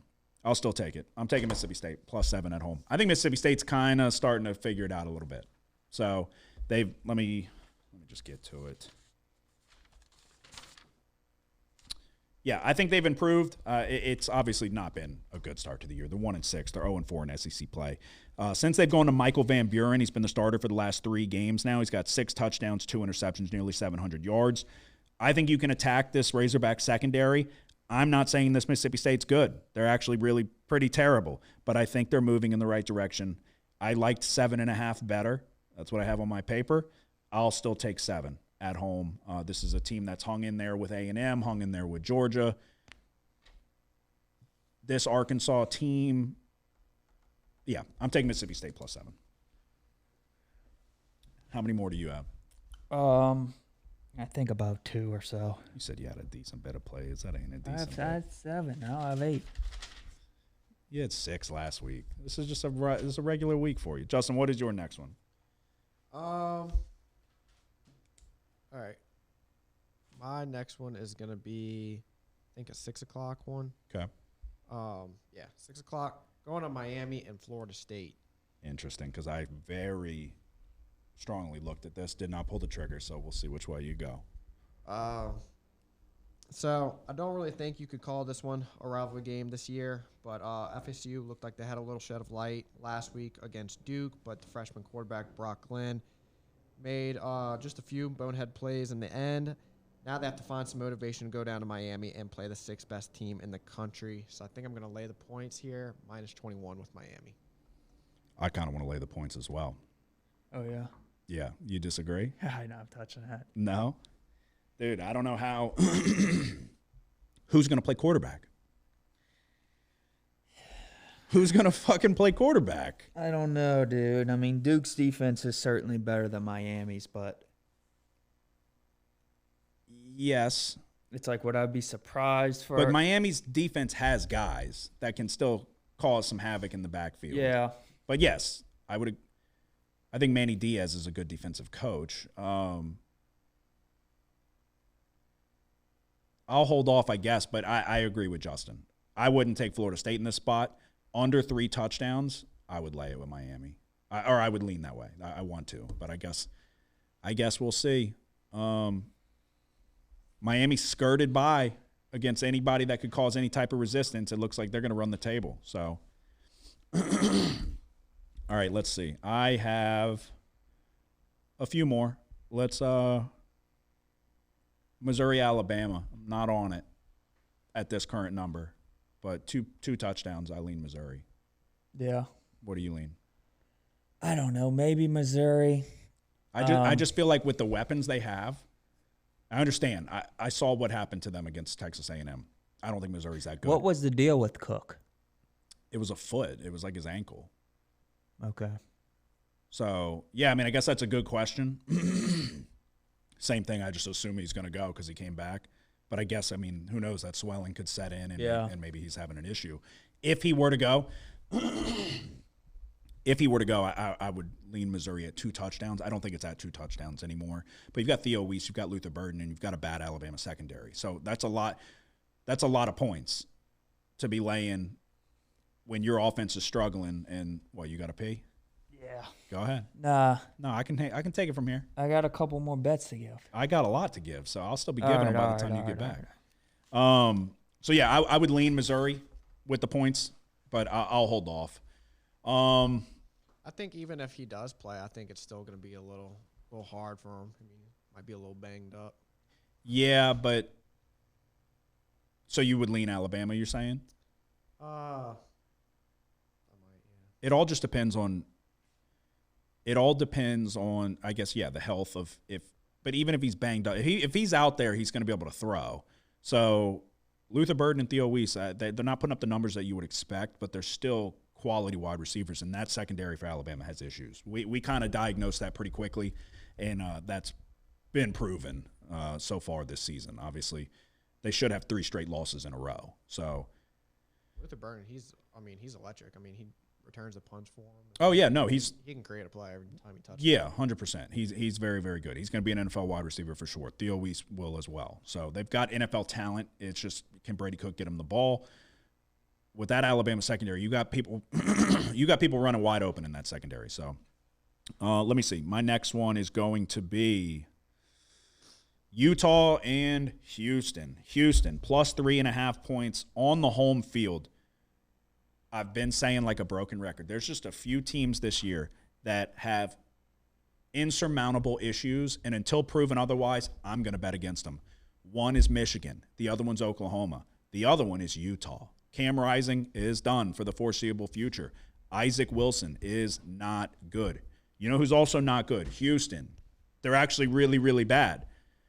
But this is a tremendous opportunity for new head coach Willie Fritz. We know him well from Tulane. It's his first year with Houston. They're 3.5-point favorites on the home field. Nobody will remember that Cam Rising was hurt and that they put in a tomato can as quarterback. All they're going to remember is that you beat Utah on your home field. It's going to be good for recruiting. This is a tremendous opportunity for Houston. Give me the Cougars plus 3.5. I will fade Utah, Oklahoma, Michigan until proven otherwise. Houston plus 3.5. What are your thoughts on that?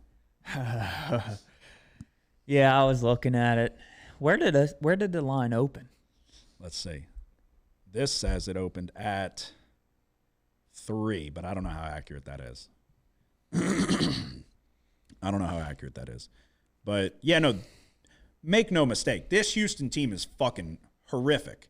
But Utah's offense shows no signs of life whatsoever. No signs of life. At home, 350 people are going to be there going bananas, and this is a really good opportunity. It really is. I think you've got to be – it's a low total, 36.5. They're not expecting a lot of points. You've got to be feeling like, wow, this is a really good opportunity for if you're Houston and Willie Fritz. This is a big-name team that was favored to win the Big 12. Like I said, nobody will remember that Cam Rising didn't play. Like maybe when you talk about it, though, but like – recruiting, score sheet, all of that. This is a big-time opportunity for a first-year head coach at a new program. So I'm taking Houston plus 3.5 on the home field. I think it's a good spot. Let's play the hits. I'm taking Michigan State.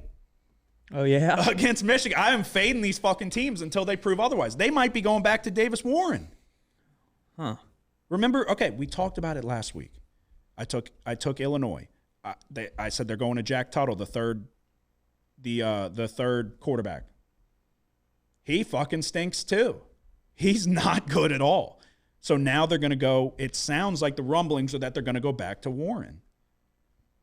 I think this Michigan State team has talent. I think they're young. But coaching, I think they have an advantage. Dude, Wink Martindale just sends pressure every fucking play. He doesn't look like he's equipped to be a college coach. And then, so on top of that, you've got that secondary has tremendous problems outside of Will Johnson. Will Johnson's not playing. Will Johnson's out for the foreseeable future. I'm just trying to see what the best number is. I think He's out till the NFL. Yeah. Yeah, he's pulling a Quinn Ewers. 4.5 is available.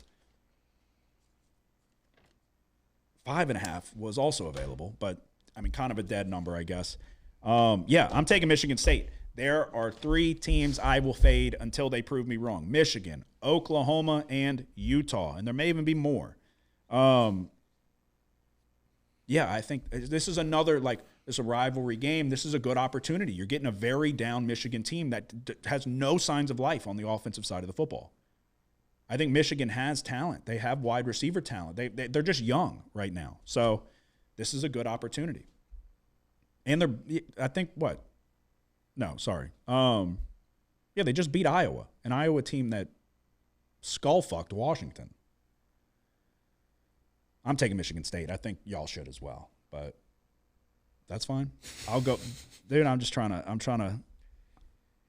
When I eat, the whole team could eat. So y'all don't want to do it? That's on y'all. What's your next one? Oh, Penn State and Wisconsin. Penn State 6.5-point favorites. Total is 48. I'm still not sold on Penn State. They're ranked 3rd. I don't believe it. They do a good job running the ball, but it's kind of an issue that lingering on from last year. They're struggling to get some explosive runs in their rushing attack. And Drew Aller is just inconsistent. They aren't really lighting it up when they're forced to pass, a 35% success rate on passing downs. Defensively, they look good, but I kind of mentioned it a couple weeks ago when we were on USC. The competition hasn't been great. USC, which is probably the best offense they've played, averaged 7.9 yards per rush, and Penn State gave up some explosive plays in that one. Now, Wisconsin isn't like a super high-powered offense or anything, but they can run the ball. They have the 28th ranked rush offense in the nation. So just overall not sold on Penn State. I think this Wisconsin team kind of can run the ball good enough, and they play good enough defense to keep this one close. I'm going to take Wisconsin at home plus 6.5. I firmly agree. I was close to pulling the trigger on this one too. I feel like I'm kind of tiptoeing into that territory where I'm getting a little crazy. Like I might need to ask for I might need more credit to place all these bets. I think this is a good spot for Wisconsin. I really do. I don't want to just hop on. I hopped on a couple with you last week. And we lost. Didn't go well. I agree. I don't think this Penn State team's deserving of their ranking. I guess, I don't know. You go out to USC, you get the win. They beat Illinois, a good Illinois team. But yeah, they have not looked very impressive to me. I expected the 2-headed monster at running back to be a force, and they just haven't been. The offensive line's not really creating a lot of push. So I think Wisconsin's been playing well. Back-to-back road games, they gave up 10 total points, I understand, against against Northwestern and Rutgers, but they dropped 65. They throttled Purdue, a bad Purdue team, but still a Big Ten team. I think Wisconsin's clicking at the right time. I'll hold off, but I think Wisconsin's a good bet. I do. I just don't want to get crazy, I guess. Kansas State, are you on it? No. I'm taking the Jayhawks, plus 10. I've been looking for a spot to kind of back them here, or just overall.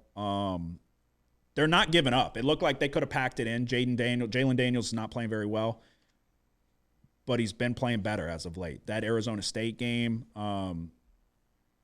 he threw a great touchdown pass that very nearly was going to be the game winner. He was 18 of 31, not a great completion percentage, but 260 yards, 2 touchdowns, took care of the ball. They have guys on offense with Neal, and you've got Grimm, and you've got guys that can make plays. He threw a great ball on the post. Arizona State just went down and got the game-winning drive. Against Houston, they throttled them, really bad team. Daniels was 16 of 21, 247 yards, 3 touchdowns, taking care of the ball. That's the key here. Stop turning it over to the other team. Avery Johnson's not a good enough passer, in my opinion, to cover this number. I think that this is a good spot for Kansas. I think I'm impressed with Leipold being able to keep the guys going. And the whole talk was how would their offense respond without Kotelnicki now at Penn State. They struggled. But this is a spot, I think, that they could get a huge win here. They could possibly be live to win this game outright. I like them to cover the number here. So I'm taking Kansas plus 10. What is how many more you got? 10 Justin? points? Yeah. What do you see? Oh, shit. Never mind. What? Thing was messing up. What'd you think it was? Well, this is what it's showing, but when you click on it, Yeah, no, that's Bet Rivers. Bet Rivers is having an issue. It's got to be a glitch because they were offering heavily juiced. well, it's like when you click on it, it's adjusted there. it says No, there. It's like 2. it's heavily juiced. Now it said 15. Now it says 2. Yeah, they're having I issues. don't know what. Yeah, that's Bet Rivers. Don't worry about Bet Rivers. Yeah, I see that. But you got to lay minus 500 for Kansas State, or you can do +2 for Kansas, and you can get it minus 102. So they're having issues over there. It's a 10-point spread. I'm taking the Jayhawks. I think this is a good spot for them. Justin, what's your next one? How many total do you have left? I just have my lock, but Okay. I was wondering if you guys are on the Illinois and Oregon game. I was strongly considering it. I don't know if it was Bet Rivers, but I saw 25. Yeah, that was the ESPN app messing up. Okay. Because I saw 25 and I wanted to take that. At 21.5, I lean Illinois, obviously. I like this Illinois team. I think Altmaier is a quality quarterback. They got weapons at wide receiver. They're not running it as well as you would like. Oregon's got Michigan on deck, I think, which doesn't really mean shit, but it's still a big name. They're in the Big Ten. You want to go handle business, you got to go on the road. I would lean Illinois. I didn't take it. But I don't know. What are your thoughts? Yeah, I would lean Illinois. I like this Illinois team. That's It's secret. just No secret. I don't know. Let's talk LSU A&M. You on it? Yeah. Is it your lock? No. Okay. Which side you going? I'm taking LSU. I am as well. No more threes, I don't think. It was 3.5. So I got in at 3.5. I got in on a couple things that are no longer available for this show. And I'm telling you, it drives me fucking nuts. So there is we can get LSU minus 6.5 at Bet Rivers. You got to lay minus 204. They're having issues at Bet Rivers. So if you have a Bet Rivers account, you might want to go take a look here because you could get A&M plus 6.5. If you have a Bet Rivers account, withdraw all your funds immediately. Yeah, and probably call the hotline because if you're going all the way down to the depths of Bet Rivers, you'll bet anything. So there is a 3 available at Sugar House. Huh. So I don't think we can. If you have a Sugar House account, you're probably House. What the? Yeah, you're probably looking the devil in the eyes. So for the sake of a 2.5, I'm gonna take LSU. I would love a better number. I'm still gonna take them. LSU plus 2.5 even money. That's how we'll grade it. Oh yeah. I do worry, I guess, but I'm not a believer in Wegman. I don't think this A&M team is. They're playing better, but I don't think they're that good. You beat Florida on the road. It's Florida. Bowling Green, Arkansas, 21-17. Arkansas is not that good. Throttled Mizzou. Yeah, and that was when Arkansas was playing the young guy at quarterback, I'm pretty sure. No. What do you mean the young guy? Taylor Green played. No. A&M. Oh, okay. Yeah. Reed was playing. Yes. 11 Not to 22, bad. 163 yards, 2 touchdowns. Yeah, you confused me there. Yeah, Wegman, I don't think he's that good. I just don't. I think with the way the LSU defense is playing, if they're going to keep playing like this, it's going to be tough for A&M to score. I trust Nussmeier. Please stop throwing it up into triple coverage, but the good outweighs the bad. There's going to be some bad. You got to take care of. You got to live with it. But yeah, I'm taking LSU plus 2.5. Yeah, I feel the same way. Okay. I got a few more. Let me see. I am SMU and Duke. I'm laying it with SMU. I'm frustrated from the Duke and Florida State game last week. I felt like we were on the right side, wrong result. This SMU team is playing good, and I'm trying to fade this Duke team. I don't think this Duke team is worthy of a 6-1 record. I don't think they're that good. They're 6-1 and they're not ranked. They haven't really played anybody, and they're winning. The ball is bouncing their way. That's all I'm going to say. That's going to stop here soon. Kevin Jennings has been playing fantastic for the last 3 games. SMU was kind of skirting by to start this season, but they've been kind of handling business as of late. I don't know that Duke is going to be able to hang in here and score enough points to be on the inside of this number. So I'm laying it. I'm laying 11.5 with SMU. Got any thoughts on that? I thought about it. I just thought it was a little bit too much for my liking, I guess. Okay. I'm also on Cincinnati and Colorado. Going over 57.5. A lot of people are back in Colorado for obvious reasons. Offense is good. They got a lot of weapons. Cincinnati's offense is pretty good too. Sorsby's playing well. We saw him against Arizona State, but even before that, I mean, they got a good win on the road against UCF. The offense can score. You know Colorado's offense can score. I understand Colorado's defense is playing a little bit better. I'm not that blown away by holding Arizona. I think this Arizona team is way overhyped. They beat them 34-7.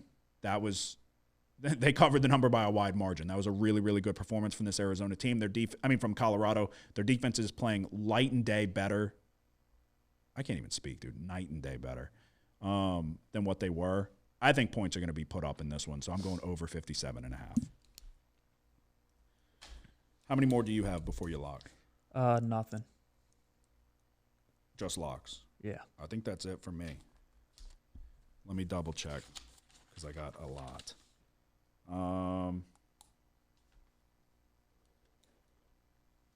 Yeah, I think that's it. Okay. Alrighty. All we have left, best bets of the week, our locks of the week. I'm not giving you locks anymore, as you all know, so you're just getting locks from these two. It's a lock, Kramer. You've had this thing under control for almost 3 years now. But it's a lock. They need that fucking juice. They need that next bet. They need, come on. Yes! When they win, they go fucking crazy. You're a bad motherfucker. Go in that shower, grab your fucking nuts, and tell the world somebody's sniffing my fucking nutsack today. Because I ain't got time to fuck around no more. It's a game I already broke down. I'm going back to the point total on Penn State, Wisconsin. I talked about the Penn State defense and the lack of competition they played. I want to clarify. I still think the Penn State defense is pretty good. Defensively, allowing a success rate of only 38% on standard downs and only 26% on passing downs. Wisconsin, their defense, and we didn't really break it down too much. It's not a historically great Wisconsin defense, but it's still good. They have the 58th rush defense, slightly above average. Wisconsin's defense success rates, 42% on standard downs and 25% on passing downs. You're seeing two defenses that play the pass well. Another thing to mention is the Wisconsin pass defense, their coverage grade, 10th best in the nation on Pro Football Focus. I like the Penn State-Wisconsin under 48 for my best bet of the week. Okay. Justin, what is your lock of the week? All right, going back to a game that y'all touched on. I'm going back to Alabama and Missouri. I think it's now or never for this Alabama team if they want to have a shot at getting into the playoffs. Missouri squeaked out a win last week against Auburn and still seems like they're struggling against these quality teams. I think Bama can have their way and dominate this game if they keep the ball out of Luther Burden's hands and limit Brady Cook from scrambling on third down. I think he's going to be a little banged up this week, so I think he's going to probably hang in the pocket. He's not going to be able to scramble. So I think Bama's going to come out and dominate. Okay. That explains it. You went to the bathroom and Justin was like, well, we don't know how. I kind of heard him say, I don't know about his ankle or whatever. Yeah. I think it's crazy that people are calling for DeBoer's head. You saw that? Yeah, they've That's been crazy. Spoiled. I understand. But They've that been is spoiled. That is wild. You had to expect a step back. Y'all beat Georgia. Y'all beat Georgia in what looked like was going to be dominant fashion. Yeah, it'll be interesting. I don't trust that Alabama secondary. But under 2 touchdowns, I couldn't take Missouri. All right, that is our best bets for college football. To recap, I am taking Syracuse +6, Boise -3, Mississippi State +7, Notre Dame -12.5, Ole Miss -20, SMU -11.5, Houston +3.5. This is in no particular order, obviously. Kansas +10, Virginia Tech -10, LSU +2.5, Cincinnati, Colorado over 57.5, and Michigan State +4.5. It's a lot of bets. Okay, we're going Syracuse Pitt over 61.5, Boise UNLV over 65, Notre Dame -12.5. That's correct? Notre Dame -12.5, yes. Stanford +3, Oregon State +10, LSU plus 2.5, even money. Wisconsin plus 6.5, and Penn State, Wisconsin under 48 as the lock of the week. Okay, Justin. All right. Saturday, got Notre Dame and Navy under 52. Tulane and North Texas over 66. Lock of the week's going to be Alabama minus 13.5. Win had pulled the trigger with Washington plus 6.5. And Miami minus 21. Okay. There you go. That is our best bets of the week for college football. We will now recap the NFL and then give you our best bets for that. Sidebar, Bet Rivers is offering minus 20 for Notre Dame, plus 120 odds. They're a wreck. Or you can take plus 20 with Notre Dame, minus 312. All right, let's do an expedited NFL recap here because we are running long. Thursday night, the streak rolls on. We dominate Thursdays. I say like a broken record. Nick and I are now 6-1 betting the Thursday game. Saints and Broncos over 37.5. A little lucky scoop and score there for the Broncos. And then Jake Haener, the unsung hero from the rafters, comes in, leads the best drive of the night, the only drive of the night, to score a touchdown. Meaningless touchdown for some, unless you bet the over. Then we had a couple losers under our belt. Lock of the week was 49ers minus 1. Look, I didn't know Debo was going to get pneumonia. Ayuk hurt his knee. Purdy stinks. And then they don't want to tackle Patrick Mahomes. So it was a tough play, tough lock. Packers minus 2.5. I told you I want to get behind this Packers team. I bet them on the episode last week to win the Super Bowl. Packers win by 2. Jordan Love, he's got Brett Favre in him, that's for sure. The Packers locked in here and started really pressuring C.J. Stroud. The Texans have issues in that offensive line. There was something that happened. I can't remember. Something that was very unfortunate. But Packers minus 2.5, they win by 2. Patriots plus 5.5 on London. Bad play. We go up 10-0. we went up 10-0. I was feeling good. And then it was a barrage from there. Patriots still had a chance. They had a drive late, the last drive of the game, to go get inside the number. And Drake May fucking sucks. So that's what it boils down to for me. He's definitely put behind the 8 ball. And in reality, he doesn't look bad. He's playing pretty well. The team just is not good. Giants plus 3. That was our Nebraska. Yeah, that was a terrible, terrible pick. Yeah, that was a bad bet. Daniel Jones stinks. He got benched. The Eagles ran him out the building. That was a bad play. Cardinals and Chargers over 43.5. Justin Herbert threw for like 350 yards and didn't score. They fumbled one out the back of the end zone. On a side note, I had a Marvin Harrison Jr. 9-1 first touchdown, and that stupid fuck Kyler Murray will not even look his direction. I was so pissed because they drove down there. They could have threw a slant to him. He throws it to fucking Dortch. Throw it to your first round pick. I'm not even kidding. I'm not even joking. I don't think he likes Marvin Harrison Jr. He made those comments where he was like, I'm not paid to throw. It's like, no, you are paid to throw him the ball, you short fuck. That's what he's on the team for, and he's good. You're there to get him the football. 14-26, 145 yards, 1 touchdown, 1 pick, and you're talking about you're not paid to throw it to your best fucking receiver? Justin Herbert was 27-39, 349 yards, and didn't score a touchdown. So it was unfortunate, but it is what it is. And then we'll talk about the winners.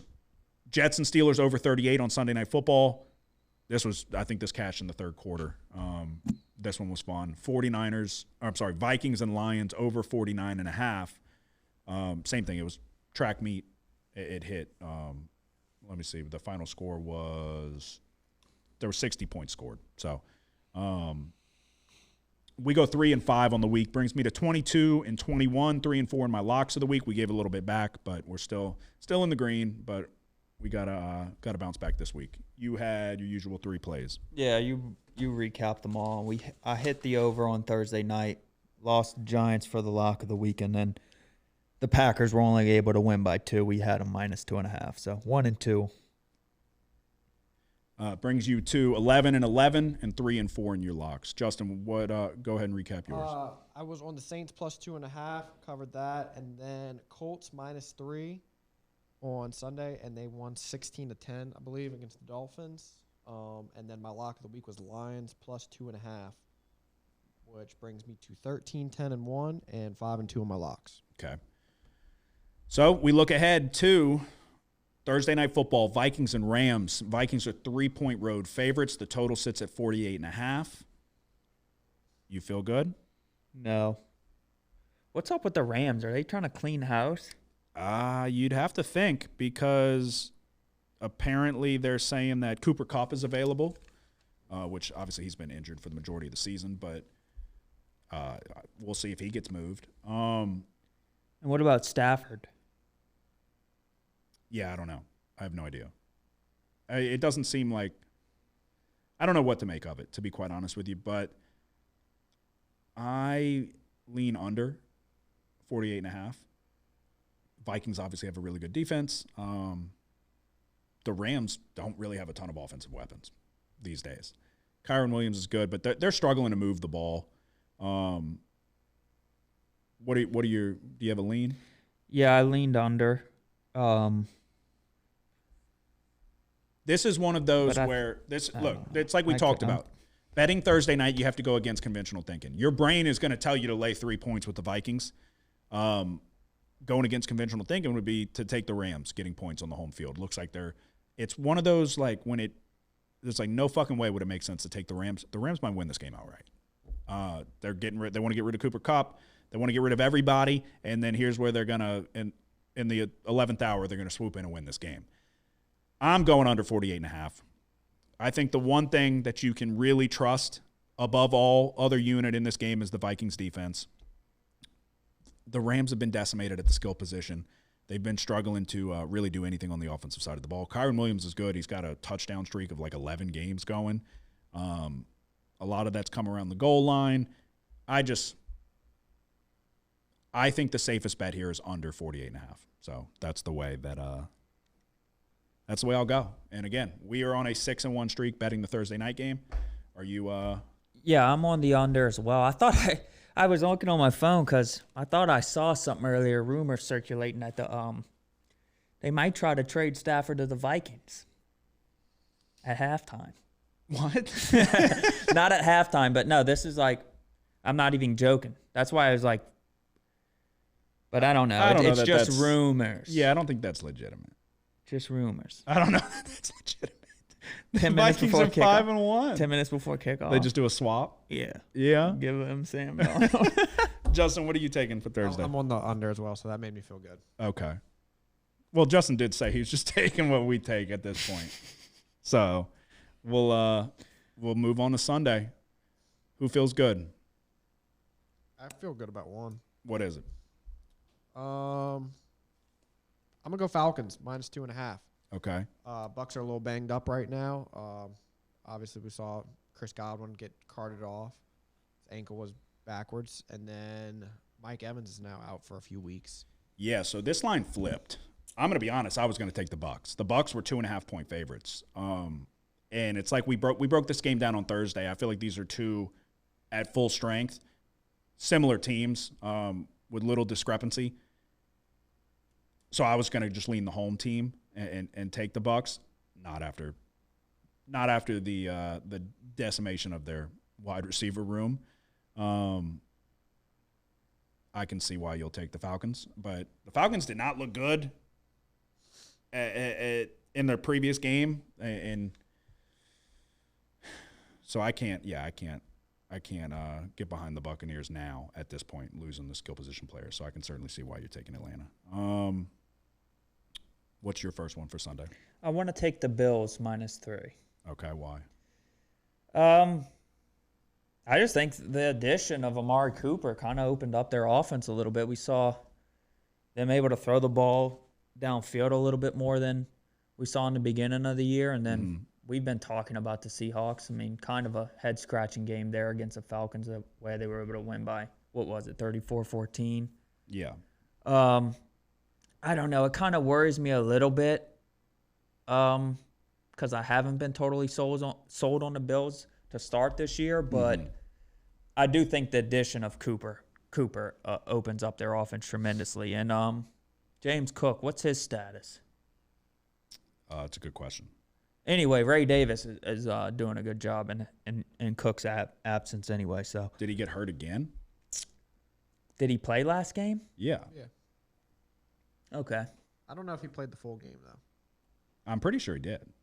Well, they were up big. I'm pretty sure he scored. My damn internet is like struggling here on this iPad. Let me pull it up because now I thought I had a firm grasp on the injury report. Yeah, I don't think. Oh yeah, he played, but Ray Davis was more productive. Yeah, but I think Cook played the. Yeah, he played last week. Okay. I said I had to do it, and I'm gonna do it. I'm gonna take the Cleveland Browns +9 on their home field. I said the second Deshaun Watson was either benched or broken, and it's Jameis season.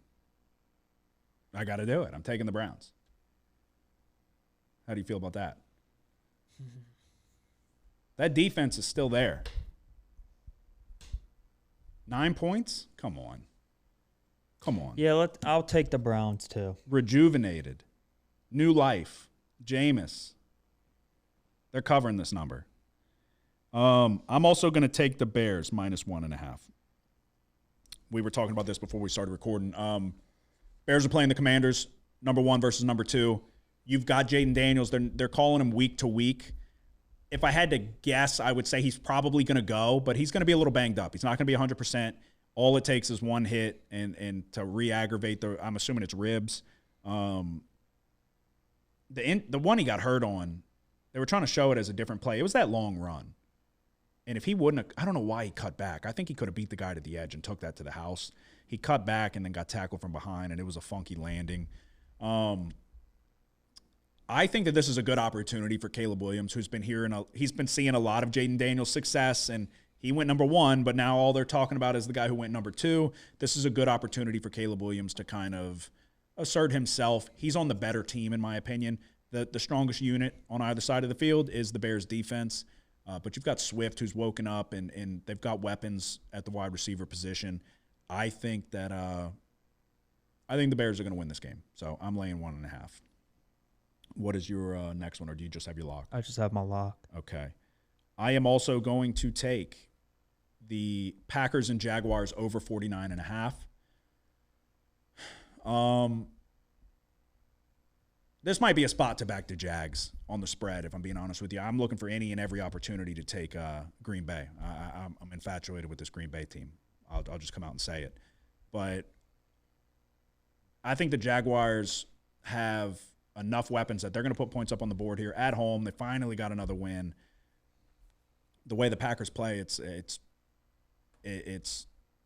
they're going to throw the ball all over the field. So I'm taking the points here. I'm taking the over here, over 49.5. And we'll see what we can do there. Justin, how many more do you have before you lock? I'm actually on that over as Okay. well, and I did take the Jags +4.5 in that game. Yeah, I think that's a good spot. It feels like, as somebody who's now holding a Packers ticket, I hope the Packers win. But I think 4.5 for the Jags is a good spot. But go ahead. What's the status on Derek Carr? Is he playing this week? I doubt it. Who cares? We fucking suck. I don't know. I think they said he was throwing. I don't know. I was looking at We're the dead. under for that game. We're dead. I'm going to take the Bengals -2.5 as well. The Bengals offense, they're still trying to – so the defense showed a pulse and signs of life. Jamar Chase looks like he's having fun again. The offense is going to put points up on the board, you would think. I don't think this Eagles team is good. I know they beat up on a bad Giants team. We were on the wrong side. It was a bad play. But I still don't – that doesn't mean I magically think this Eagles team is good. I still think Sirianni's a dumbass. The Bengals can get back to 4-4. And then, look, you're not dead. You're not dead yet. So at home, you're dead if you lose this game. I think we see the Bengals come out and handle business here, so I'm going to lay 2.5. Yeah, I like the Bengals. Going outside of your 3 plays? I'm on 5 of these. Tapping out. That's it. All right. All I have left is my lock. So just locks all around? Correct? Yeah. Okay. Alrighty, all we have left is our locks of the week. Best bets in the NFL. No such thing as a lock. It's a lock. Kramer, you've had this thing under control for almost 3 years now. But it's a lock. They need that fucking juice. They need that next bet. They need. Come on. Yes! When they win, they go fucking crazy. You're a bad motherfucker. Go in that shower, grab your fucking nuts, and tell the world somebody's sniffing my fucking nutsack today. Cause I ain't got time to fuck around no more. My lock of the week is the Buffalo Bills -3 on the road. I don't think the Seahawks are good. They beat up on the Falcons. I don't care. The Buffalo Bills, the acquisition of Amari Cooper is going to spark this offense. They want to feed Keon Coleman if he can be a good third best wide receiver on the team. We're going to put points up on the board here. Josh Allen's in the conversation for MVP as he should be. I think that, I really truly do. I think this Amari Cooper pickup is going to be huge for the Buffalo Bills going forward. That was the one thing with their offense where you weren't seeing it with Keon Coleman yet. Khalil Shakir was banged up, but he's a underneath kind of guy. You need somebody that you can go to that can either A, take the top off of the defense or just a chain mover. That's what Amari Cooper is. He's a really good wide receiver. I know he's older now, but I can't state enough how big of a pickup I think that was. This Bills offense is going to start clicking, and I think fast. I don't trust this Seahawks team. I've been saying it all year. So give me the Bills -3 on the road as my lock of the week. Jets, Patriots. We're going to take the Patriots +7 at home. Liked it a lot better at 7.5, but it's come down a little bit. I just look at this Patriots team. They keep losing by large margins. I do think when they put Drake May in at starting quarterback, the team became better. They're just not putting it all together in the first 2 games that he's played. But I do think he's playing well enough. Actually, I think he's playing too good for this team to keep struggling. So I'm going to take the Patriots +7. I mean, I don't really know what to make of the Jets at this point. Yeah, I agree. Like I said, I think the Jets are dead. At least like the Patriots were a team, they weren't expected to do anything this year. The Jets had Super Bowl aspirations, playoff aspirations for sure. Yeah, even before they went to Drake May, the Patriots were expected to be a bottom-of-the-barrel team. Yeah. Bottom 3 teams in the league. Yeah, the Jets were expected to – everybody had high hopes, and Aaron Rodgers is back. And blah, they stink. They're 2-5. Run the ball. Where's Ramondre Stevenson? Run the football. Run the football. Jets can't stop the run. Run the football. Help Drake May out. He's going to throw it to Hunter Henry. If Polk could catch the fucking ball. Yeah, that's this guy's a goddamn thing. Piece of shit. Yeah, he sucks. And he's talking so much shit like he's good. He said he has the best hands in the NFL.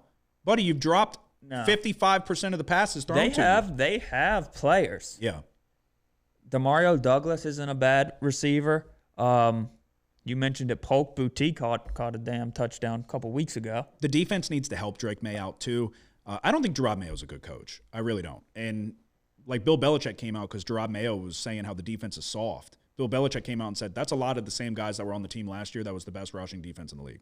So he's like, he said, I feel bad for those guys being called soft. They're not soft. That's what he said. Yeah. So I'm sure Bill Belichick's kind of, yeah, I saw that. Bill Belichick was like, yeah, we had the same guys last year and we led the league in rush defense. Yeah. Now they're 22nd or whatever. Yeah. So it's not about them being soft. It might be about your scheme. So, I think it's a good spot for the Patriots. I'll hold off. I'm not going to jump on it, but I don't dislike that at all. So I think, like you said, 7.5 would obviously be better. But yeah, I'm in agreement with you. Justin, what is your lock of the week? I'm going to go to the Texans and Colts. I'm taking the Texans -6.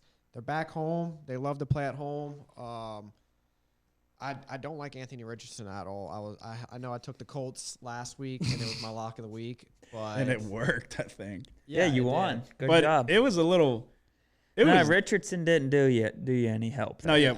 I'm glad Justin brought that up because we'll touch on that here in a second. I was looking at this, though. I thought that they were going to win by 3.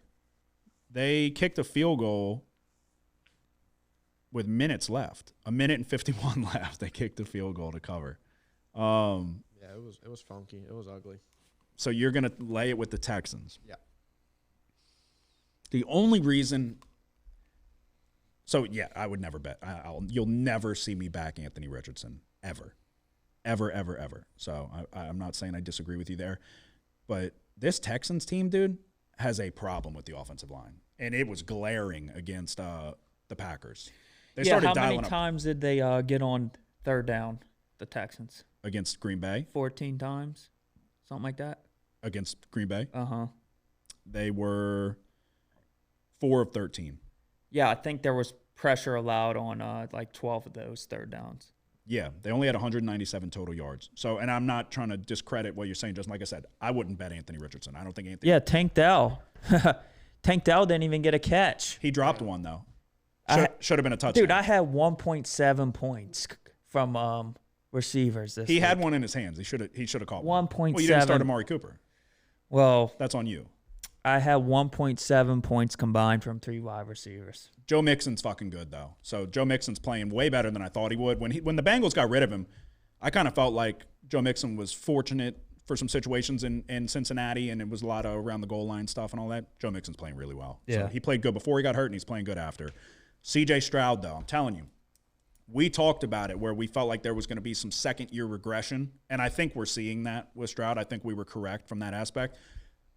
D'Amico Ryans is a good coach. They got a solid enough defense and a good run game. So this will be an interesting one. I think Anthony Richardson's arguably the worst quarterback to ever play in the league. I don't know that the Texans are worthy of a 5-2 record. So questions are going to be answered in this one. So my question to you is going to be, are you ready to admit that Anthony Richardson is fucking horrendous? No. Come on. Dude, he's still a young player. A lot of guys have hiccups early in their career. He is fucking terrible. So bad at throwing, and we knew it. We saw him at Florida. He looks like he looked at Florida. The only difference is he can't run as well because everybody's faster in the NFL. I'm not writing Richardson off. You should. He was 10 of 24 for 129 yards. Everybody has bad games. Okay, let's go to his other games. On the year, he is 49 of 101.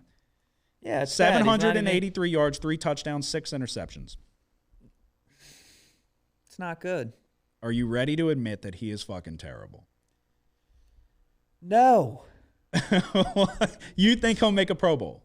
Yeah. Come on. I'm almost certain. Stop. You want to double down? Not this year. What? Double down on what? Hendon Hooker? Just if Hendon Hooker makes it, or yeah, if you're that confident, Hendon Hooker's not even sniffing a starting job. If Hendon Hooker makes the Pro Bowl before Richardson, you give me 200.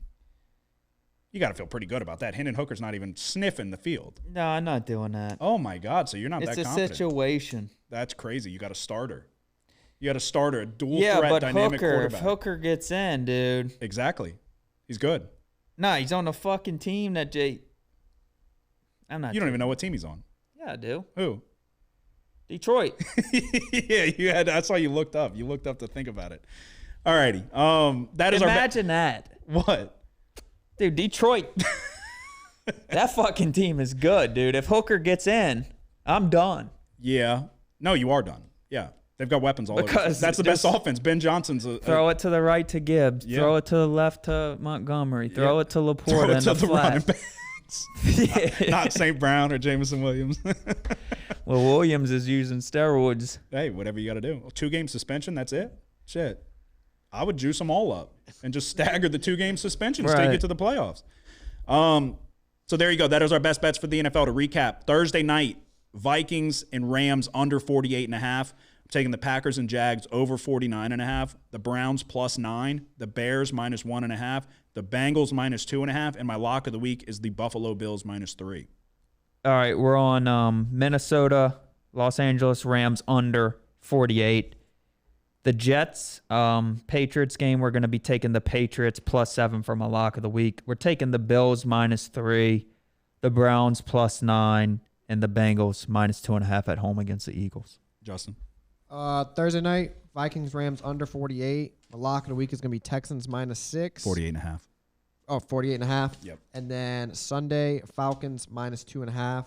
And then I'm going to take the Jags +4.5. And then also I'm going to take the Jags and Packers over 49.5. Okay, there you go. That is our best bets of the week for college football and the NFL. We're getting aggressive. We're emptying the clip this week. it'll be good or bad. We'll know when we're back in for episode 202 how we did and if we made a tremendous mistake. But I don't think we did. Do you have anything to say before we go? No, not this time. Justin? Good luck.